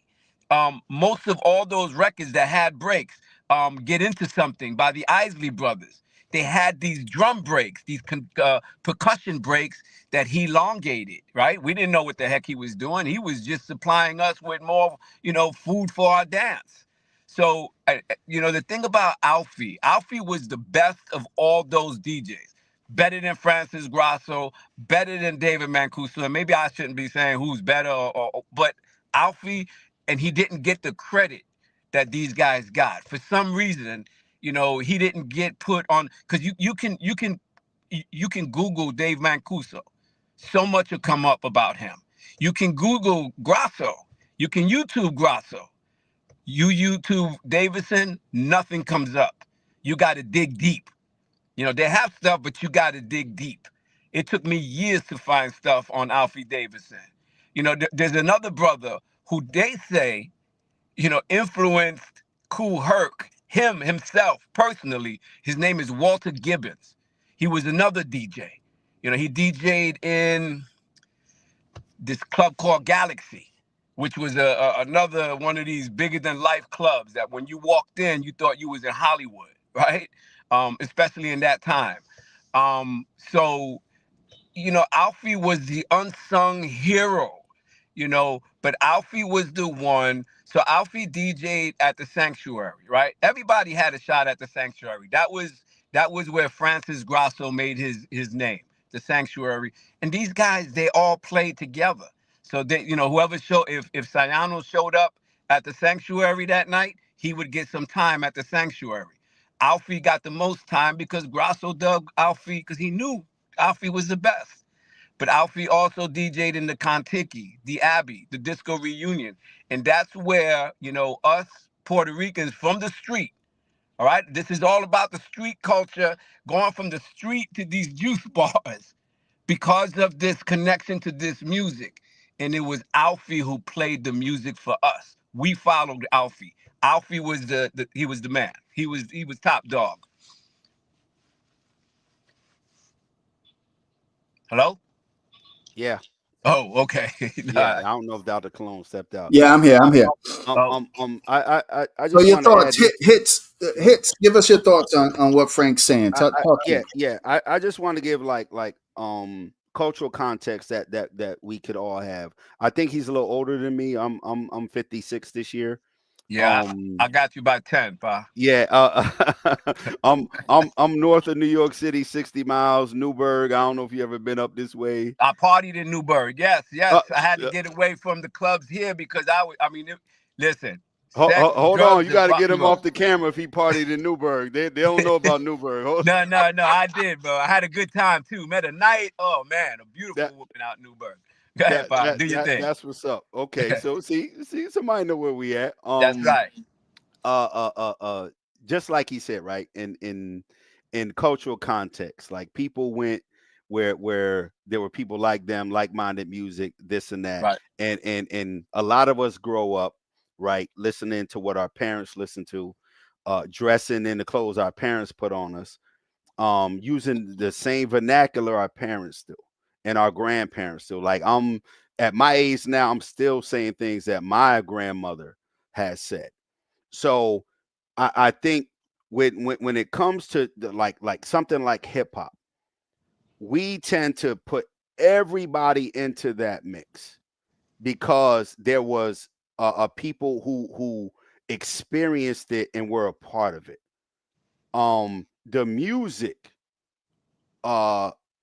if we added up, I would bet you a lot of break records weren't even Black, Puerto Rican, Latin, or nothing. A lot of them were white people. A lot of them were Europeans, records from all over the planet. So that would lay them claim. Now, if Frank is talking about particular clubs playing particular kinds of music, and that's particular. There were Black clubs, a Puerto Rican club, Caribbean club, Jamaican club spots, and all that. That's not, to me, what hip hop is. Hip hop is something that allowed people to walk in for a minute and walk out and go back to where they came from, their original culture.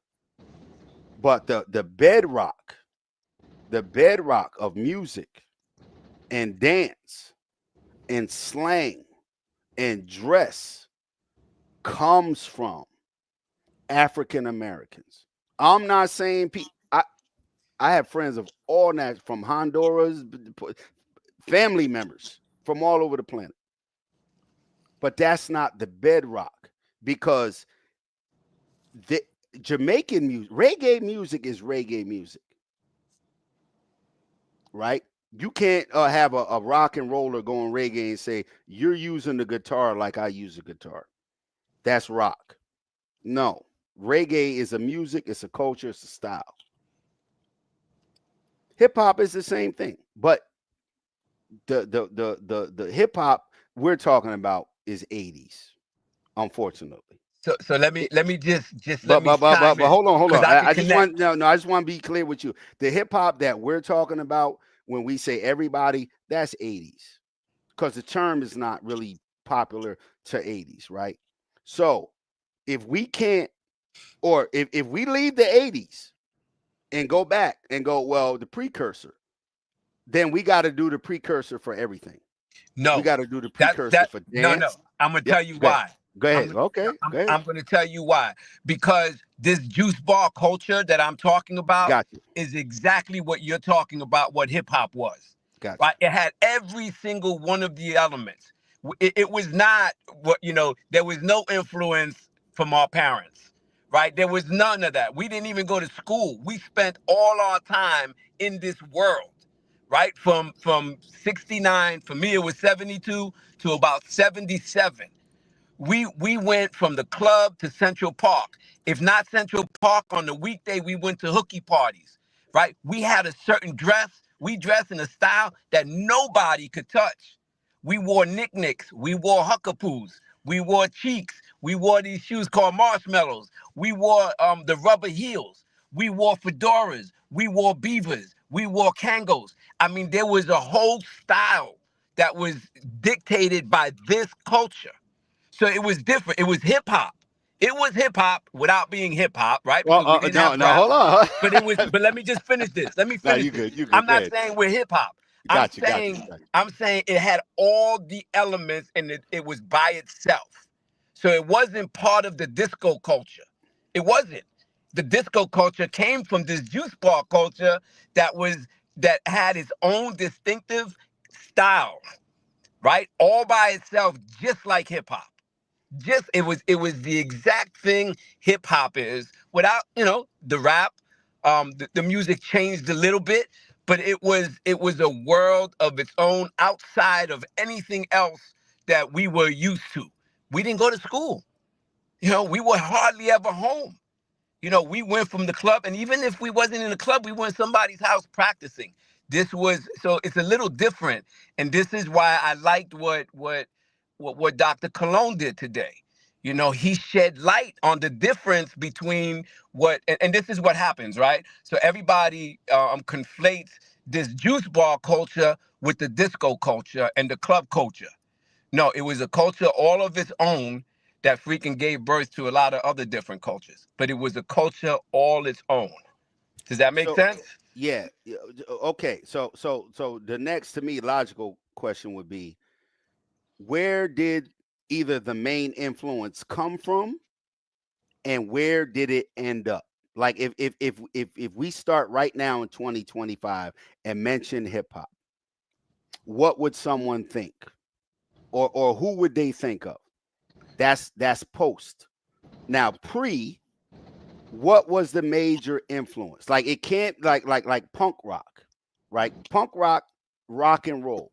When people hear rock and roll, they think rock and roll bands. Got If you're you. our age, you think Led Zeppelin and all that. But Got you. if you're a little older, or you do a little simple research, we'll find out rock and roll was what? It was African American music. Mainly. That's where it came from. Right. Right? Yes. That's that underlying. Now, we all know our time in this country as any, whether forced immigration or voluntary immigration. Slavery wasn't the immigration was for. But we know as different cultures in this country, of course, you're going to have some simulation to what is already here, what you're exposed to. But when we look at the bedrock of some of these things, that's all I'm saying. Yes, I'm not going to too, disagree with you. Yeah. here's what I found it too. Like right in the 80s when I was a teenager, everybody in DJ, because we said that was the most expensive one. Everybody wasn't going to fucking DJ, but all my friends were break dancers. They did graffiti, and this is as teenagers. Right. It was kiddie shit, like you said, street shit. Yes. Guys, watch your language. Oh, my bad. Street stuff. Right. But at the same time, when we left the corner, what elements of what we did in the streets actually were a part of what was going on at home? Was the music different? Was how I dressed different? Was how I talk different? Was how I interact with people? My Puerto Rican friends were Puerto Rican. My Honduran friends were Honduran. Us black people was black. It didn't make us separate. It didn't make us all one. Because once you left it wasn't 24/7. You went back to your home, right, and your family and stuff, especially as a young person. You didn't get to create all this stuff. You were a part of something. I find the bedrock, and like I said, the dance. Now you could take certain moves, and people were doing similar dances all over. The Irish do certain dances. The Scottish do. Indians, Pakistanis, they all have. And then if you watch them, you're like, that looked like a windmill. That looked like a baby swipe. It's not. They might not never seen crazy legs do nothing. So dancing, because there's only so many moves you can do with the human body, right? Like, absolutely. So to claim something is kind of difficult and creative, but we can look at similarities and say a bedrock and foundation. I know when I came out of it, and a lot of us came out of it, I didn't, and I'm gonna deal with just the Jamaican side. I did not know Jamaican slang. I did not dress like Jamaicans. I don't eat Jamaican food. I don't dance like Jamaicans. The same with Puerto Ricans or white boys who got in it. BMX biking. When you say BMX or skateboarding, you think of white boys. But if I show you some top BMXers that are black or skateboarders that are black, we know we didn't start that. Over here, we didn't make that popular culture. That's where skateboarding comes from, surfing. Hold on 1 second. I want to address a comment here, and it lends to what you're saying. Hey, bro. So, no, that's not. He says, okay, Puerto Ricans go home to bomba, but Black Americans go home to rap and hip hop. So, we're talking about the 70s, right? So, when kids from the streets went home. First of all, I didn't play bomba. My mother didn't play bomba in the house. She played nobody does that. She played R&B. She played, and neither did Black Americans go home and play, Flash and the Furious 5 cassette tapes. They're not playing hip hop in the house. Mom, the youth have their own culture. The older people were saying, what is this stuff you listening to? Black and Puerto Rican were saying the same thing. What is this new stuff y'all this hippity hop stuff? So for him to make that statement is kind of wild to me. But I'll let y'all keep going. I like what hit. Hold on, hold on 1 second. Shy Dinners, I'm not half white. I'm light skinned. I got green eyes. Both of my parents is light skinned. Yeah. I'm just light skinned. I ain't half white. But I grew up around different people who rode BMX bikes and skateboards and went fishing. That's the best thing you can have in your life is as a young person, meet other people that do stuff different than you. Yeah, absolutely. And that goes to the point that you were making, right? So I think you're talking about subcultures, right? Yes. But some subcultures have more influence on the culture that's coming, that's about to take place and become a subculture. right? And that's what I'm saying about this juice bar culture. It not only was sub to hip hop, but Hmm. also to house. Yep. Breaking came directly from this rock dance culture that was part of the juice bar culture. So what I'm saying is that, see, and this is hard for me because I'm the only one who can talk about it, right? So it was as powerful at that time. It was like a underground explosion that took place, that you had to know somebody to be a part of it. That was pretty powerful. And that's all. If I'm going to relay something or communicate a message, or what this was about, it was a powerful, powerful culture that influenced. I'm not saying it evolved too, or right, but it influenced and inspired everything that came after, right? Because I was also on the street before the rock dance culture, and you know, I wore the shark skins, I wore the alpacas, right? I wore the Playboys. I danced the Mother Popcorn. You know, I danced the Click Clack. I danced the Hustler. Right? Those were dances in 68, 67, and 69 that when these juice bars opened, this community abandoned that community and found another community and exploded what was to come and to become global. Does that, I mean, so there's a power in that, and I think that's not getting acknowledged. That's the piece. If you could do us all a solid and Yes. explain some of the differences in freestyle and in break dances, like similarities and differences, because we have freestyle music and we have freestyle dancing, and that's again what happens a lot of time. We go, this is similar to that, this is not similar to that, this looks like that, it's just a different name. um Right. Freestyle dancers and freestyle musicians, right? That was big up here too, you know, just a little bit up the river.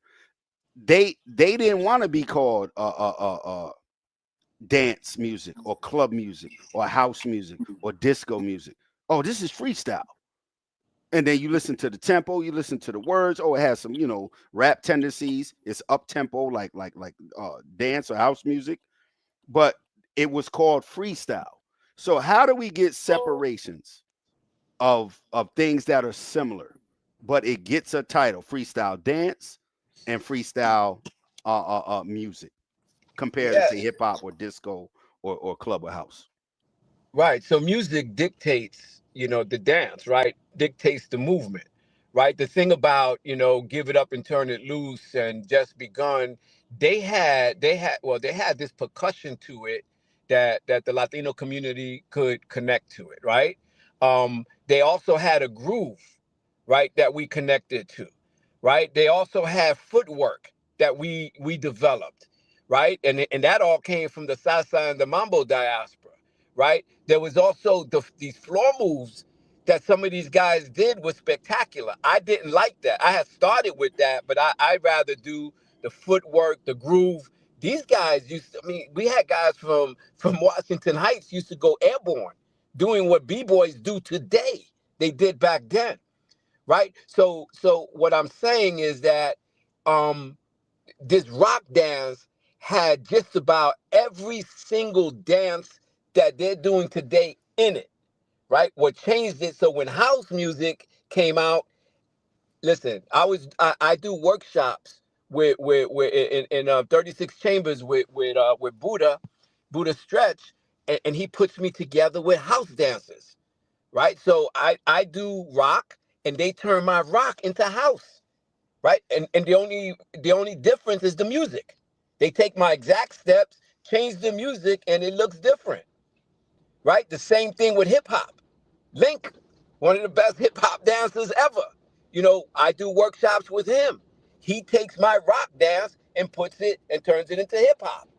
So across the board, you know, the only dance that I hesitate to say we influence is the one from the West Coast, locking, because it was simultaneous, right? It was going on at the same time. Tony Basil, which is an old locker, she said it came from rock, what they were doing in New York City. So what I'm saying is, I do workshops and I get kids say that's hip hop, and I say no, it's rock. We did this in the early '70s. That's how close it is, and it's because of the influence this genre. Because I don't even call it a dance; I call it a genre. And what I'm saying is, and I do get it. All right, rock does get the credit from the practitioners. Buddha Stretch, Wiggles, most of them, most Link, Khalif, the greatest dancers in the world. They'll say this was the precursor. This was pre. Buddha said when the house first came out, hey, there's already a name for this. It's rock. I got that on tape. So my point, and I think what Dr. Cologne has joined me in is, damn, we have to acknowledge this dance that was, when I got out there in '72, it was full blown hits. I was coming out, I bugged out at watching these guys dance. So So it was, yeah, okay, Frank, I'll stop right there. hold on, Frank. Before hits, give me 1 second. I just want to address a comment. I want Frank to answer it. The comment is, Frank, that it's right here. It says rock dancing. I think he meant rock dancing were black dances that were renamed. And he goes on in another comment to say that Frank Rojas has already said that. And when he just mentioned all the mother popcorn, that those dances were really what became rock. Can you clarify what you really said? Listen, there's always a before, right? So rock is the beauty about rock, right? And the reason why I think Puerto Ricans can connect to it and blow it up the way they did was because we did all those dances, the mother popcorn, right? But we also at home, like you were saying, hits. I was in the crib when my mom and dad, were getting down. So I was exposed to mambo, salsa. I was exposed to merengue, right? And most of my community, the kids that I danced with, was exposed to the same thing. So what, I don't know what to say about what this guy is talking about, right? Because the truth is that, in my house, right, my mother used to go out, and the teenage girls used to take care of us. And when my mother went out, they would invite the neighborhood, right? And it was black and brown. It was black, Puerto Rican, Dominicans, and they came into my house and they were doing the mother popcorn. And these brothers who say this stuff don't come from the Bronx. They don't come from New York City, so they don't know how the black. Listen, where there was black, there was brown. Where there was brown, there was black. And you messed around together, and we all got together because you had the white people who tried to dog us. So we would come together, we would bond, and we bonded every way, you know, uh, in every way I'm talking about, not just dance, the way we dressed. I mean, it was the same thing. So I don't know, where that question is coming. They keep coming up with that same question, and it's Yeah. and hits. This is what I'm trying to say, right? It's not Puerto Rican. It's not black. It's black and Puerto Rican. It's Yeah. black Let and me Puerto Rican. let me That's let the me say point. this. Hold on. Let me say this. Hits. Let me do this. Hits. Let me let you respond, and then I'm gonna invite Truth Teacher, who's on, to just join the conversation. So the floor is yours, Hits. Yeah, I ain't gonna hold a conversation since you have a new guest. No, again, we, when it comes to enjoying something, sometimes we group things together. But in real, in actual life, that's not how most of our days go. That's not how our times go. We are products of our environment and our surroundings and our especially as young people, because again, there may be a lot of time spent or sometimes spent outside in the streets around other cultures, but your main before you even hit the streets, before you even get friends, before you even know there's another part of this country or world, you have a culture and a history that dates back, and you can find the timeline. And even though early on in this country, the African American timeline was hard to find and put together. Now there's a clear timeline with music, with dance. Now it also shows the interactions with other groups because we are amongst other groups.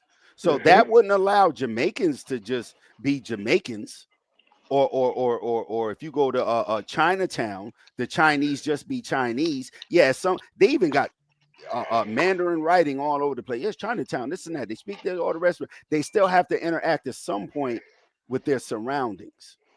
And in a larger culture of the United States, which is not Chinese or Asian or Japanese or whatever. So what I'm saying is, when we do the 50-50, we were all there. There were white people there. There were Asians there. Dominicans, Cubans. And I know people say, oh, the Bronx was just black and Puerto Rican. Come on now. Or Brooklyn was just, Jamaicans and black.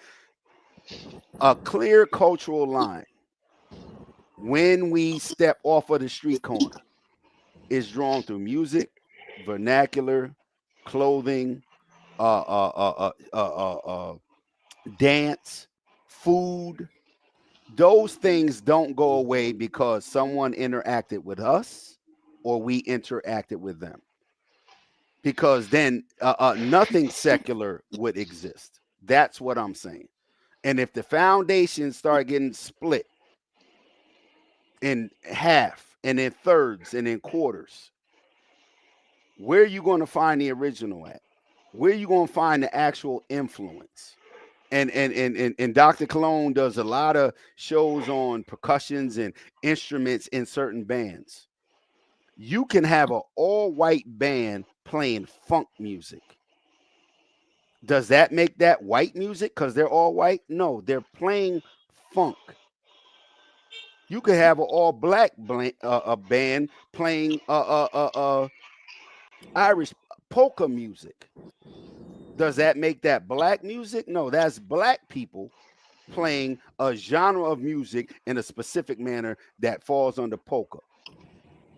So just because we have these different interjections that add to it, and that's what culture does. When cultures interact, they should add to each other. It doesn't erase the original, doesn't erase the foundation or the majority part of it.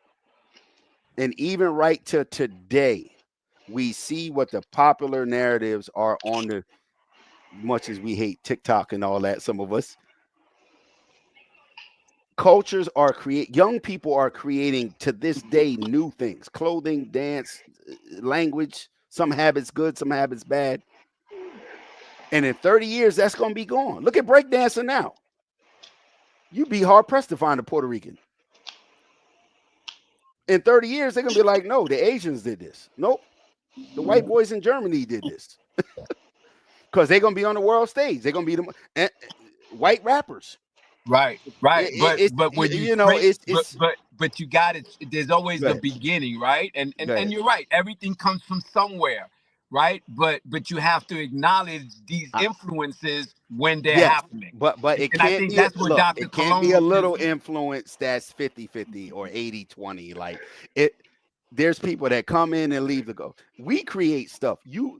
Every culture creates and leaves stuff sometimes, and they move on.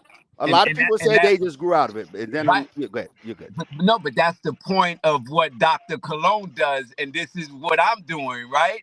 Saying, whether it's 50-50, 60-40, we're saying that that's what we had to do here.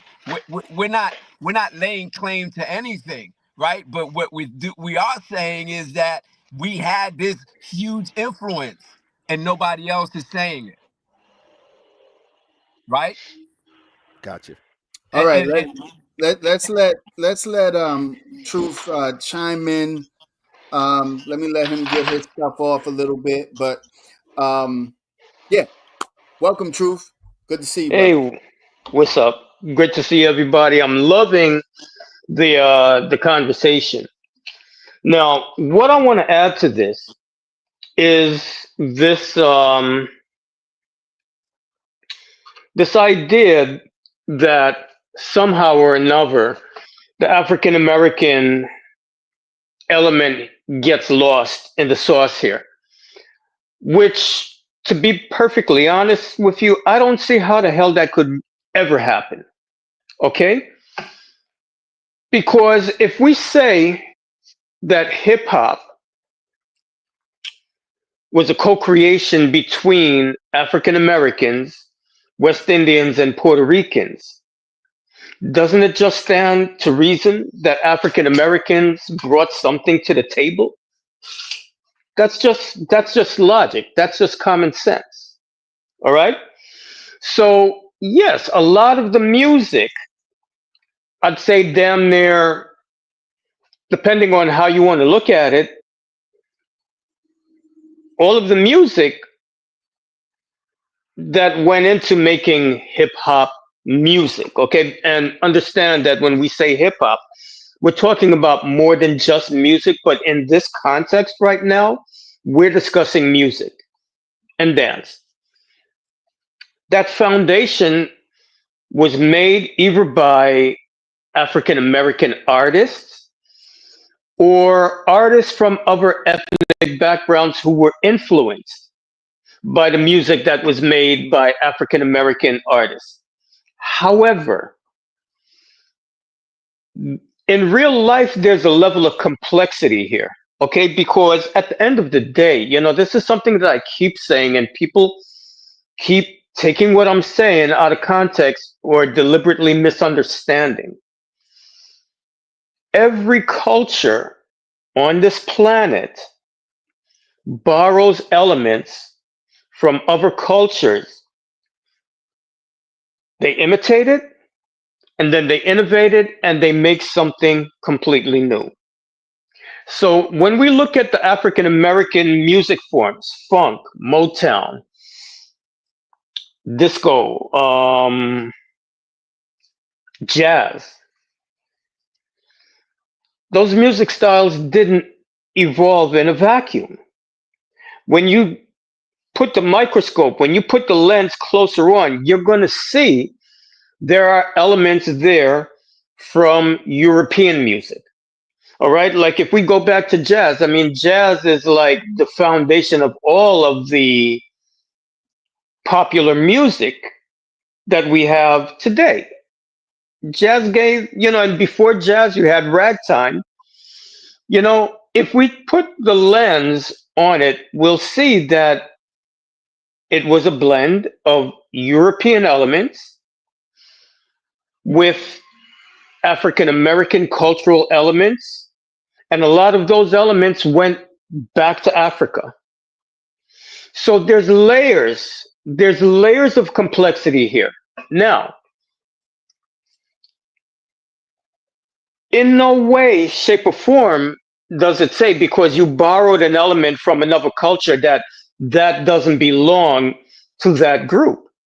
Because those people incorporated those elements on their own terms and created something new. So this whole controversy about where Puerto Ricans end up in the music, well, the fact of the matter is that the music from the Spanish speaking Caribbean had a huge impact on American music in general. Okay? And that's well documented. So this isn't something that Cologne made up. This is something that's well documented. So a lot of those musicians from Motown, funk, whatever, they incorporated elements of those Latin percussions into various songs that they made. In no way, shape, or form is anyone saying that now, because James Brown used congas in the opening of his song, now that's a Latin song that belongs to Puerto Rican people. No, it's still it's still a funk song created by an African American artist who used elements from another culture to give flavor to what he was doing. So, same thing when you dial it back and you look at jazz and ragtime, the marching band music played a very heavy influence on the development of ragtime and then the progression to jazz. But you see, what made it different is they took those marching band tunes and they put their feeling into it. It was the way they interpreted the notes, right? They put elements from their own cultural and emotional expression from their folk culture into it. And if you go, there's a great documentary that Ken Burns did on jazz. It's 10 parts, but if you look at that first one, it's called Gumbo, the beginning to 1917. You'll see all these influences, how they came together, and the layers of complexity that are there. So it is the product of the African American community, but African Americans were not living under rocks. They were artists in their own right. And I think, this has to be said because I think a lot of this controversy is coming from this insecurity and paranoia that people are trying to erase African Americans. You got to understand something. It takes an incredible amount of intelligence to be able to take an element from another culture and blend it with your own thing and do it in such a way that it's successful and that it's pleasing to the ear. The fact that those African American musicians were able, first of all, they were able to play all of these standard European musical genres, okay? They were able to do it and do it well. Number one, just that alone defied the narrative of white supremacy that was being propagated at that time, that black people were intellectually inferior and they couldn't do this and they couldn't do that. Just the fact that they were able to play any genre of European music and do it well dispelled that myth because it showed the level of intelligence and genius that they had. Truth, I'm going to ask you to hold on, Truth. I'm going to ask you to start wrapping it up because I got one more person I want to let get in. But start wrapping up your thought, brother. Oh, that's always hard, man, because to really answer, and I think this is the reason why there's so much controversy, because we don't take the time to really dig down deep. But I'm going to say this. It doesn't really matter whether or not this was black. If I can see, there's a point to be made. If you want to call it black culture, if you want to call it Bronx culture or street culture or American culture, there's truth to all of those perspectives. But you don't have to be born in a particular culture to make an impact artistically in it. So, for example, if we look at great African American artists like Nat King Cole and Sarah Vaughan, Leontine Price, a lot of them were singing in standard European format. But I'd be damned if anybody tells me that they didn't make significant, noteworthy contributions to those music forms. So when it comes to hip hop, it's not whether or not this one brought this from that culture or whether or not Kool Herc put rice and peas and curry goat into the music. That's not the point. The point is, what did they do that made them noteworthy? What did they do that gave them renown and why they're respected for what they did? So when we look at West Indians, when we look at Puerto Ricans, they did things within this thing that we now call hip hop, which was noteworthy. And hip hop was the original. It was a form of democracy. It didn't matter who you were, what color you were. It was all about what could you do and could you do it well. And if you did it well, you got respect. I'm gonna leave it there. All right, I'm gonna I got my man. Hold on one second, guys, before you get on. Big dog, before you get on, let me just allow Frank. I want you to look at the screen. There's a question for you, really. If it's the first official street dance of New York City, speaking of rock, why weren't blacks and white youth across the five boroughs doing it? We were the main ones in the streets. What would you say, Frank?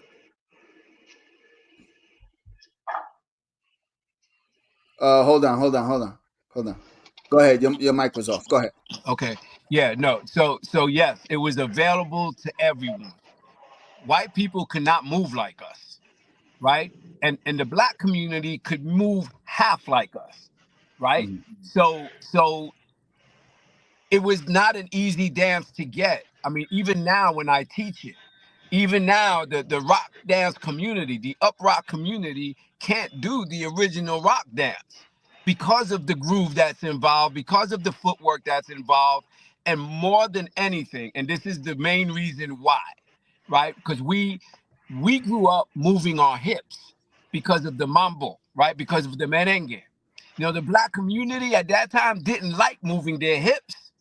So whenever I was with my boys, my black friends, and I danced, they would look and I would try to show them, and they would say, nah, we ain't messing with that. The homophobic part of it got in the way, right? Because just because we moved our hips, that intimidated a lot of people. So they couldn't get it. It was tough for them to get. Mhm. If you watch, if you watch the guys who are claiming that they're first generation b-boys, they can't do what I could do, even to this day, even right now.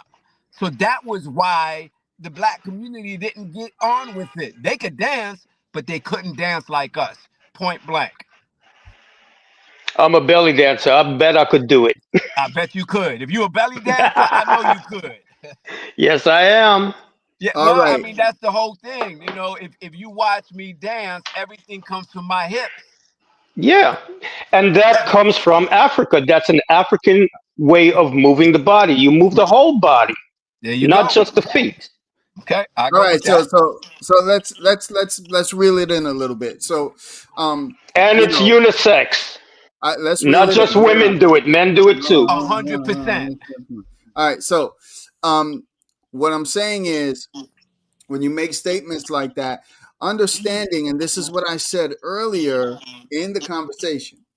I said that let me mute some of your mics because I'm echoing. So let me do that. Hicks, I see you. What I said was that, and this is information I got from Frank. In those early clubs, many of those clubs were gay clubs. Okay, so there was this feeling of not connecting or being associated with that. This does not mean the rock dancers were gay. They were going there to dance to the specific music. Alfie Davison was black and he was a gay man. All right, these are facts. But the rock community went to dance to what he was doing. So when Frank says, they couldn't do it they couldn't do it halfway like us. I see some people in the comments having babies now. You're missing the point. What he's simply saying, and he could explain it for himself, and he did, is that there was a certain. Does this mean that African Americans couldn't dance and didn't have flavor? Of course not. Stop being silly. Of course it doesn't mean that. So stop trying to make it something that it doesn't mean. All right. Some of the African Americans could not do that specific dance called rock. Let's move on. Big Dog, the floor is yours. Hey, what's going on? What's What's happening? going on, Frank? Hold on. He got his mic muted. Yep. He's Yeah, there. how you been, Frank? I'm good, man. How you doing? I'm doing good, man. You know who I am if I was to show my face on here, but I'm not going to do that right now. Oh, The voice sounds familiar though. Yeah. But you know, when it comes to what we call hip hop today, right? So Right. hip hop, there's too much emphasis on the music part. It's not just the music. It's a whole culture of movement that when I was a kid, we were just doing crazy shit. Mm. It came from us. It came from Language, blacks and Puerto Ricans. Oh, language. I'm sorry, you know, Good. but it came from blacks and Puerto Ricans. That was the movement of the South Bronx. There Mm. was no you're black or you Puerto Rican or you this or you that. It was you lived on the same block, we on the block. That's it. You know, we did have a sprinkle of some white boys, but those were the white boys that couldn't move out the neighborhood. Right. You know, the whole element came from us as being rebellious teenagers. 100%. There was no ifs, ands, or buts about that. Mm-hmm. You know, what was happening on the southeast side of the Bronx, because I'm from Songview, Mm. right? You wouldn't really know what was going on Brook or Cypress or St. Mary's because we weren't venturing out there because that time was the flying cut sleeves. And you know what I'm talking about. Absolutely. You know, until the peace treaty. And even with the peace treaty, it still took years for what was going on to calm down somewhat without us going to, you know, different neighborhoods without catching the beef. You know, you could go to Kelly Street, Tiffany Street, St. Mary's. It wasn't just one group. It was all of us as one. Minus the beefs between the gangs and everything else. We always had, and I use this terminology. I know Frank would understand this. The block mom. That's right. And Rocky, yeah. Okay, the block mom controlled everything. She threw the block parties. She did everything in the neighborhood. You know, so this isn't just one aspect of one culture. This is many cultures that were involved into something. And people got to understand too, outside of the South, New York State held the most slaves. Those slaves came from Western Africa and the Caribbean. Mm. So the culture of all of us has always been here. What happened in the late 60s was, you know, the hippie movement, the Vietnam War, all of that. And what pulled into the 70s was because everybody forgot about us as kids. That's right. So we did our own thing. And that own thing created what we have today. Right. Now, is the culture as a whole missing out of this? Yes. Because the industry took over. Hmm. When the industry takes over, the rest of the elements are pushed to the side.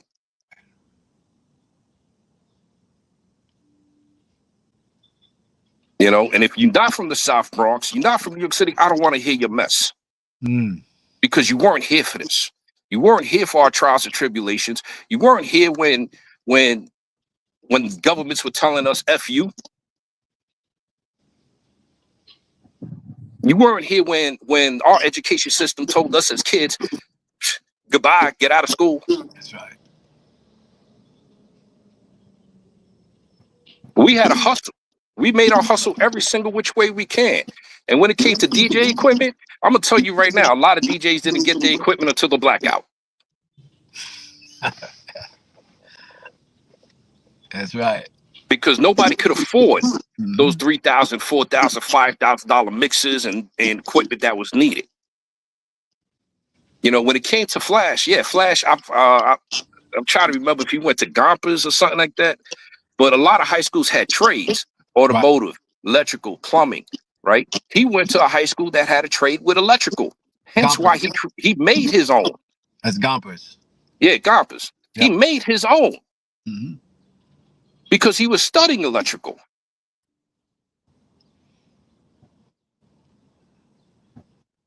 You know, we have what we have today because the industry took what we created as kids and we let it go.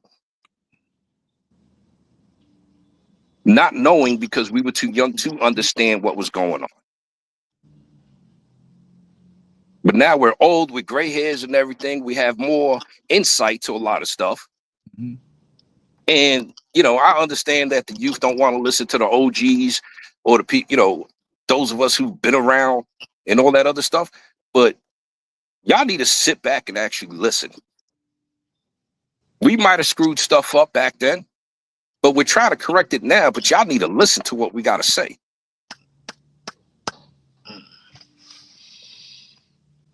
So, you know, that's what I got to say, man. But, you know, when it comes to Frank, you probably know my uncles and my father. They from Claremont, you know, and you know, my mom's is from Eagle and Westchester Ave. So, yeah, I'm all over the place. Yes, you are. So am I. Yeah. And that what you said was beautiful, especially when you ended it with, you know, how, you know, the young people, they don't hear us, right? And we're responsible for that, right? But we are taking responsibility for it now, and we got some stuff, man. Whether it's educational, right? Whether it's intellectual, whether it's emotional, whether it's spiritual, we got some stuff for you guys. But you got to trust us, you know. We got to give us a shot. So I mean, I love I what said, I you love know, I what said what I said was because we were the same way to our parents. Yeah. Okay. We didn't want to listen to our parents. We thought we knew it all. Mm-hmm. Right. Which we didn't. And the butt whippers that came along with it. Yeah. You know, I should have listened, you know, but we was doing everything together, man. There was no separation. And, you know, people got to take out the gangs out of this, you know, that the gang equation, because when you include that, you're going to think separation. But Yes. to be honest, 90% of most gangs in New York City were mixed anyway. Anyway, I say that all the time. You know, and it just depended on the block that you lived on who's the Yeah. majority of the block. There you go. That's how it ran. Right. Right. You know? And I just want to say, I think this is, and Dr. Cologne, you know, gets like the unfair rap. But, you know, especially today, it's all about connecting this with this, with this, with this. There's no real separation. You know, when we all allow ourselves, you know, I think it was Teacher who said, you know, allow ourselves to go deeper, we Yeah. find out that there's no separation, that it's all connection. You No, know, it's like I could say, you know, top rocking, up rocking is an evolution of the rock dance. That is a pure fact. There's no ifs, ands, or buts to that. Okay. man. Floor rocking, a lot of that comes from mambo and salsa. Okay. Hold on. Let me just jump in real quick before I forget.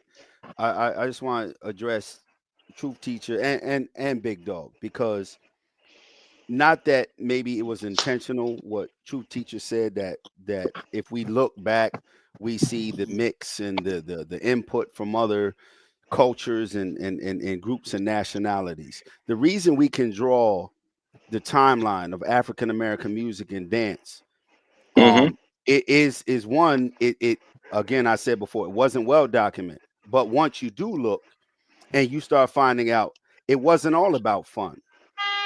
It wasn't No, all it about a wasn't. party. It wasn't all about a good time. It wasn't all about learning the notes on the guitar or piano or song structure. A lot of this started in struggle. A lot of it started in Yes. revolt. Yeah. It was a way to get Nothing that I say contradicts that. now. Yeah. Hold on. I'll let you rock now. Now let me rock, right?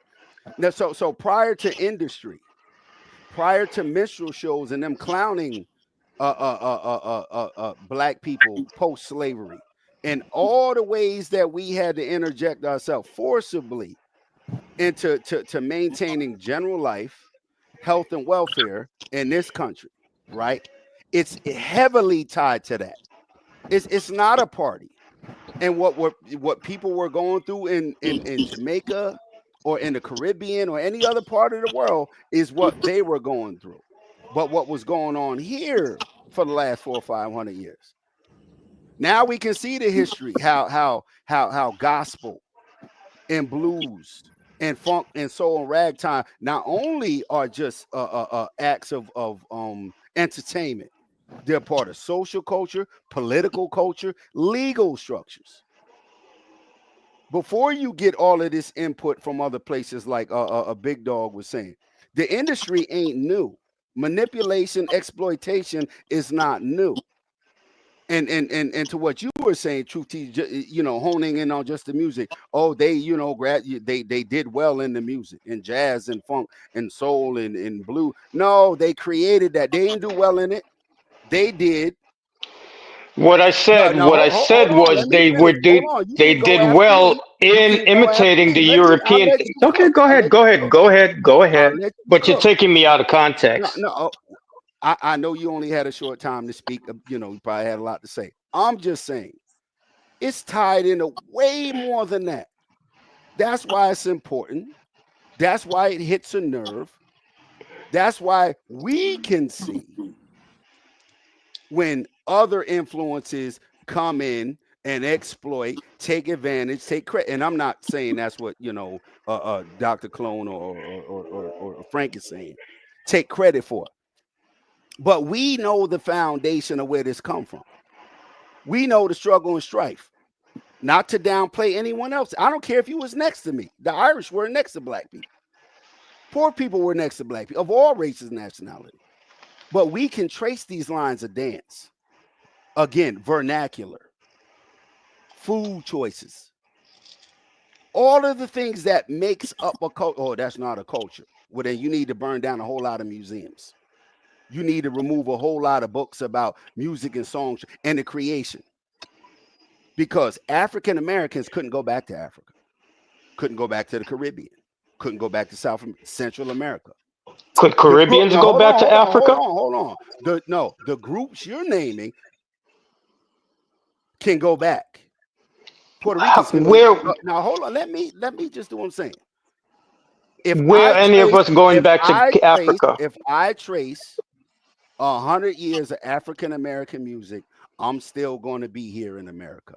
If you trace 100 years of reggae, Caribbean, whatever kind of music you're going to, salsa, sambo, where are you going to be at? Jamaica. Okay. That's where you'll be. We weren't in Jamaica. So what I'm saying is when you say, oh, they were just practicing and learning instruments. And I didn't say that. And then moving it forward. A lot of I it came didn't out say of that. restriction, and even a lot of times like a minstrel to just clown you. I never said that they were just imitating. What I said, walk in the front door of places that they what I said, and please let me address this because you're taking what I said out of context, which is what happens all the time. What I said was the fact that African American musicians not only could play all of those European musical genres and excel in it, but to innovate, to take those things and interject their own feeling and culture into it to make something new. What's a European demonstrate musical genre? Name one. Do you understand the fact? European Will you let me speak? No, name one. You ain't got to yell. Let me speak. Why you yelling? Because you're talking over me. I asked you a question. Name a genre. Well, if you shut up, maybe I can answer the question. Nah, now you being disrespectful. I ain't got to shut up. Name a genre. I could be disrespectful too. Name a genre. Are you going to stop talking long enough for me to say something? Simple. All right, guys. Hey, listen. African American musicians were playing marching band music. They were playing all kinds of music. These were musicians. That ain't European. That's military. This is military music. Came out of European marching, and that came out of Europe. And the Europeans got it from the Turks. That's the whole point I'm trying to make, is that nobody exists in a vacuum. African American musicians could do everything. And that's the point you're missing. And you're taking what I'm saying and you're twisting it. I'm saying that they could why do would they be able to play everything. marching band music? Why would they be able to play that? Dude, go watch that Why would documentary they that be I able to told be you. played that? Because they were Because enlisted it in the was military. popular. And it wasn't Okay. popular. They were And in the they military. still did it, and So they they didn't do it at mastered it. home. They didn't play that at home. They didn't play that in social settings. That's It doesn't military. matter. Yes, it They doesn't. could do it. Because you They confusing could stuff. do it, and they Like could they do it woke up and want to well. play That's marching the music. point. Come on, bro. That's the point. They could do it, and they could master it.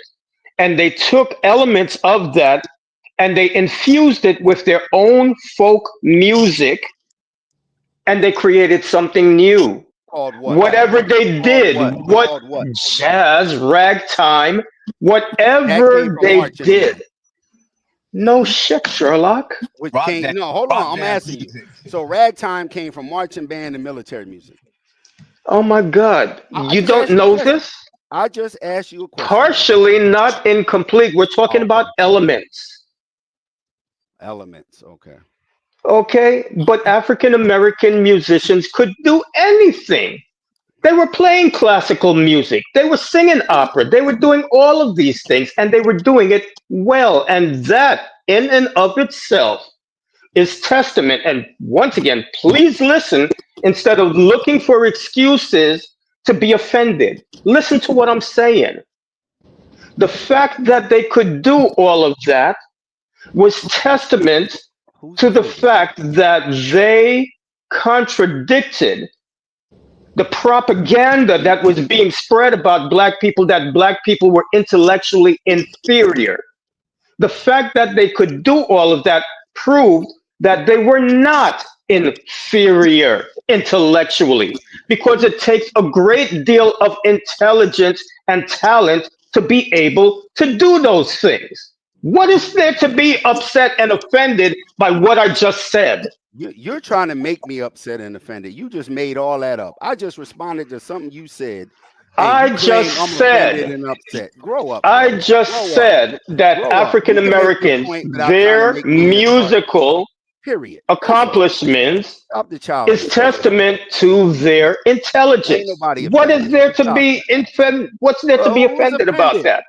I You responded to are. something you said. You trying to make me No, offended. you I'm took what I offended. said I'm out of offended because you got context. loud and rude. That's what I'm offended at. Because you wouldn't Not stop nothing you saying. talking. What I'm you saying trying to don't answer offend your me. question It's and you how you wouldn't let saying me it. No, you speak. were rude. You know What you what? saying When you defend me, bro. push me, I get rude. Ain't nobody push you. I Okay, responded you to know what what? you said. All right, I Squash Hit. it. responded. Got it. Squash Got it. it. You don't want to respond. Squash it. You don't Got it. want to Squash respond. it. Hey. Squash it. Focus. All right. So hits. I think you responded to teacher. Did you also have something that you wanted to say to Big Dog? I'm talking hits. No. I think Big Dog was talking about the industry, and I Okay. definitely agree with that. But that is, I was just saying to add to that. That's Yeah. long standing. That goes a part of any exploitation Mm-hmm. of music, dance, or any part of the culture. Mm-hmm. Whether it was radio, whether it was vinyl, whether it was performance shows, whether it was written music, Mm-hmm. the exploitation and also the humiliation of people through those same mediums, radio, recorded music, live performances, print, magazine articles, newspaper articles. Not only was it used to exploit that, it was used to humiliate and demean African Americans' culture, how they look, how they dress, how they talk, the food they eat, all of that. So I actually was adding to what Big Dog was saying and going back a little further. Okay. Yeah, it wasn't like nothing direct in response. Yeah, well, that's why I stated that when the industry took it and did what they did with it, us as kids didn't notice. We weren't educated in this. We just saw, when it came to certain groups was oh, we're gonna get paid for this, and we were getting robbed by those who were AKA managers and all this other stuff. We were getting robbed by them because we didn't know. If we would have known what we knew now, oh, trust me, a whole bunch of us would be hella rich. Mm-hmm. Mm-hmm. Yeah. Yeah. So we've been on here for a while. Listen, I appreciate. I'm sorry, I'm eating something. I appreciate everybody. Um, First of all, Hits, man, always a pleasure to chop it up with you, man. Look forward to stuff that you got coming up on your channel. But I would close. Let's do it this way.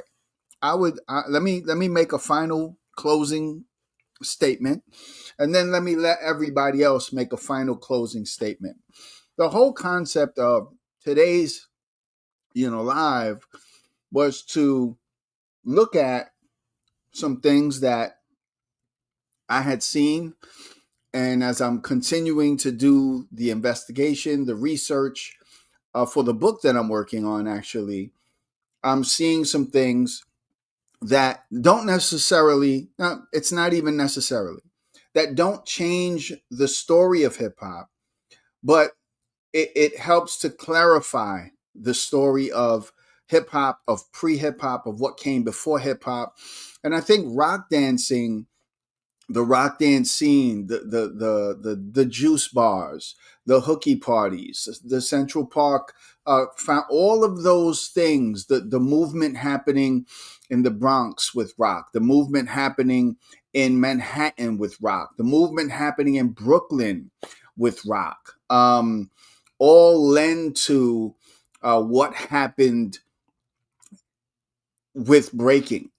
And then you have the movement that happens with Herc and his dancers. And again, all you have to do is look at what they did and look at how they danced, and you can see a definite connection to rock. I mean, Papo will speak to this, but he every time he sees it, he says that what they're doing is rock. When we watched a video from the brother from Bronxdale, when they're playing Just Begun, and this brother from Bronxdale was going off, and he's an older brother, but he was talking about this is what they used to do.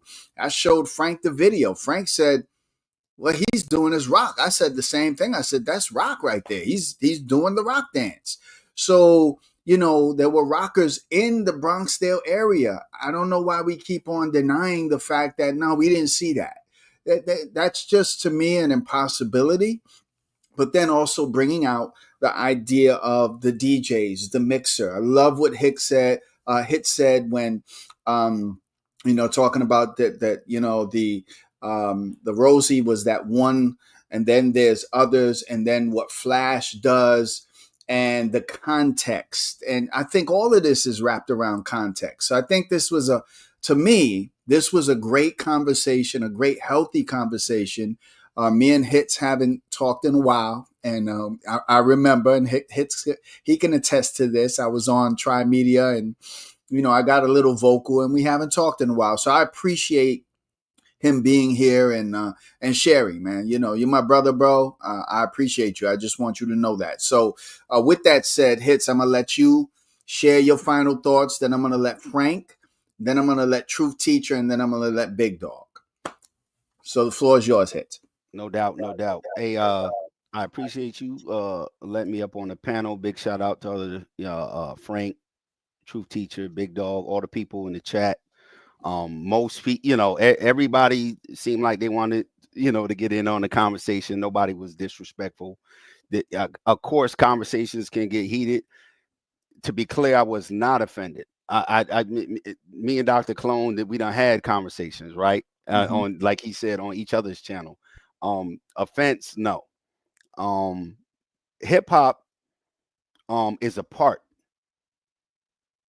of African American culture. It is not completely African American culture because it's too small to be our complete culture. Anything I would say to people is I wouldn't want to take away,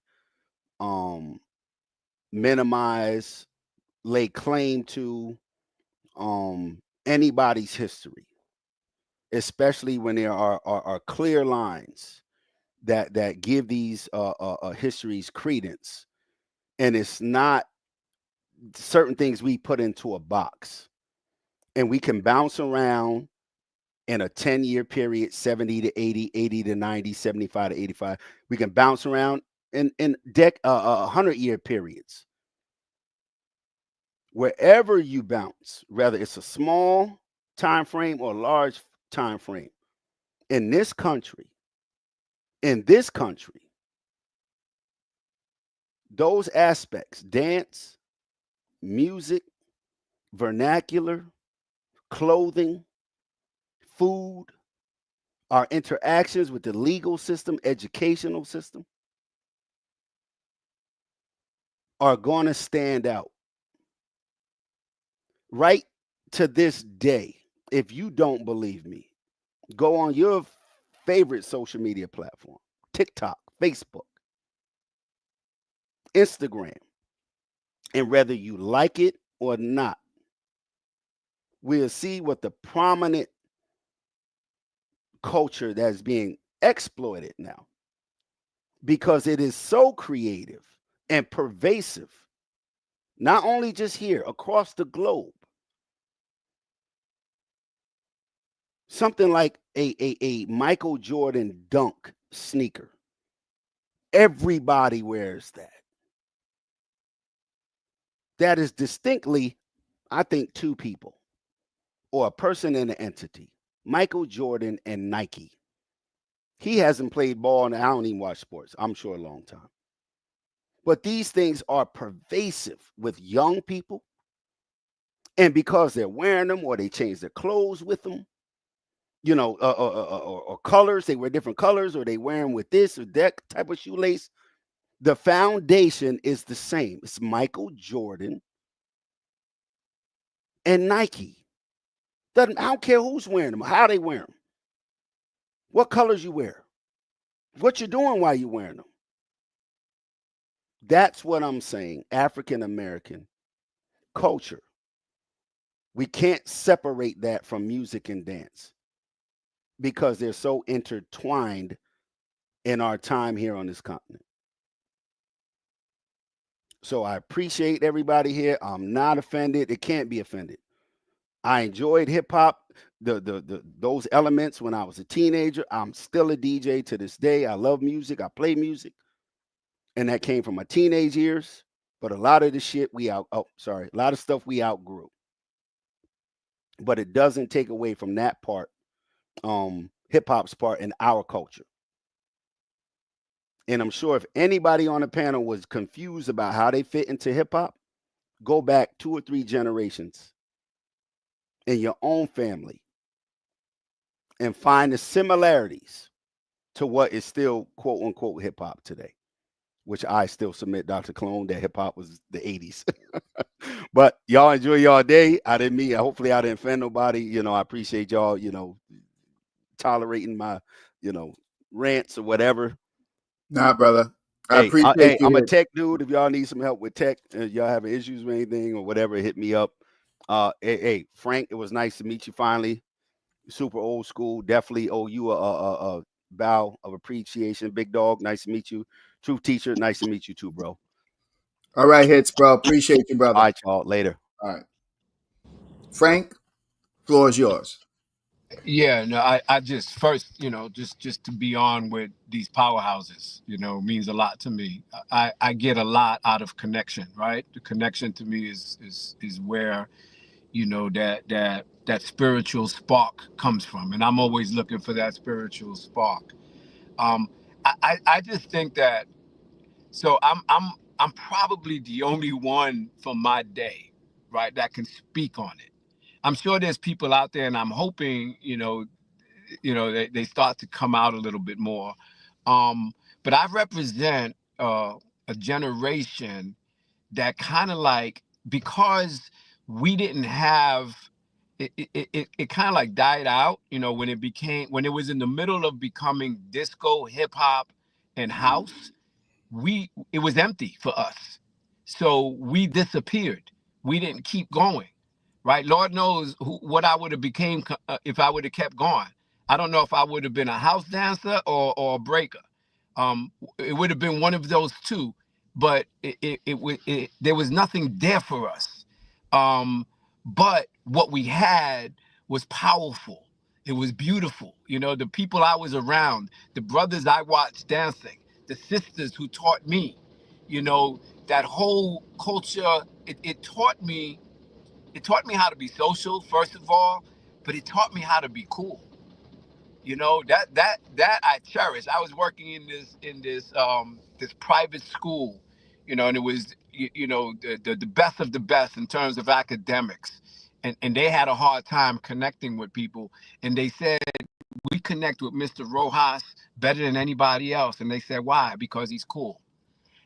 That's what I got from this generation. And this is what I want to share. I don't want to lay claim to anything. I just want to share it so that way, but I also want to bring the power that we carried with us, right? The dance element.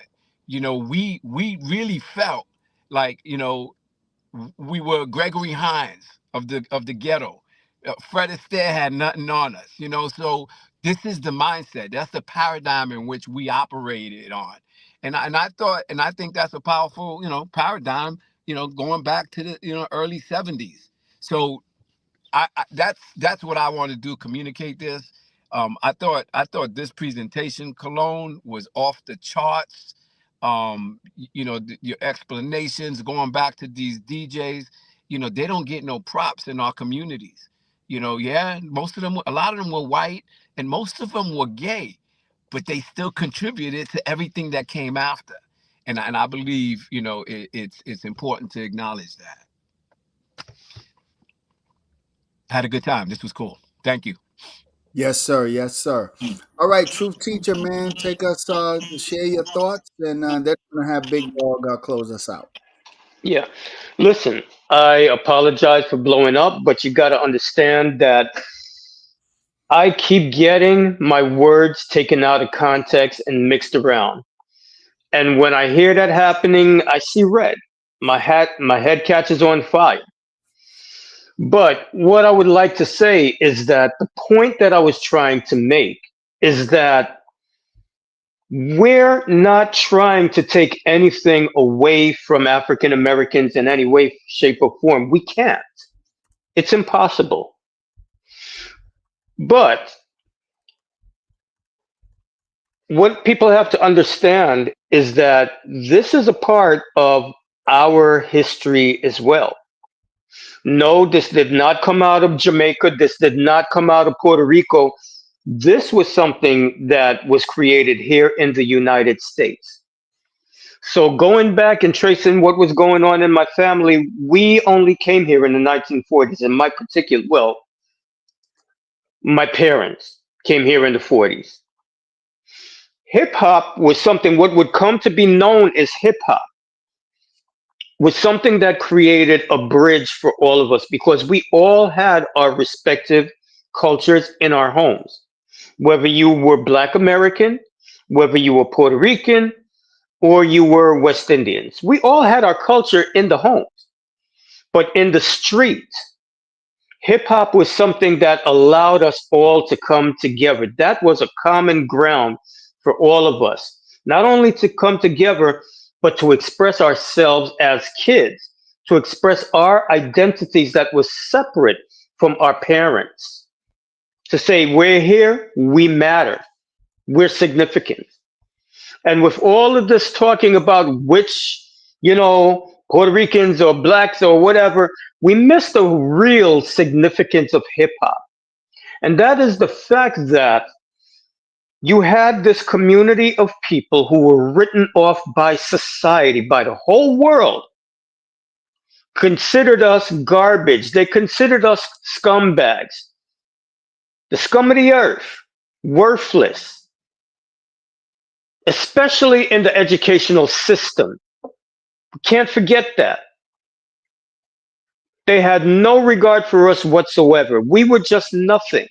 And it was these children who the whole world wrote off that created something that rocked the entire world. And the lesson in that is to show that no human being is without value. It doesn't matter what race you are. your color, your religion, or your economic standing. The power is that we all are human beings. And because we're human beings, we have the power of the Creator within us. That talent that we have does not come from us, it comes from God. And we all are vessels of God's light and God's love. It's only a matter of what we use that energy, whether we use it in a constructive or destructive way. But we used that light to create something that has changed the entire world. And that's the point that we need to keep in mind. Each and every one of us has the light of the Creator inside of us. We all have the same brain, the same capacity for intelligence, the same capacity for creativity. And that's what hip hop has shown the whole world. We, the ones that the whole world looked at us and said, you ain't nothing but garbage. We did that. And the world has never been the same since. That's the point. That's the point that everyone keeps missing in all of these debates. And I'm going to leave it at that. Appreciate you, my brother. Appreciate you, man. All right, man. Big dog, take us home. Close us out. All right. Well, I stand on my square with what I said, and ain't no changing on that. So I'm just gonna end it off with a peace to the gods and the earths. That's it. That's That's it. it. Listen, that's it, man. Listen, thank you guys so much for tuning in. Thank you to the chat. And of course, be looking out for the director's cut of the Latin breakdown that's in the works. Some we're really just tightening up the presentation, adding some new stuff. Of course, the book, working on the book as we speak, writing it, not sure of a release date at all. And, just some more stuff to come out. But this has been good. I want to continue to do these kind of lives and really just continue to unpack the story. So without any further ado, grace and peace. I will talk to you in the next episode. Peace.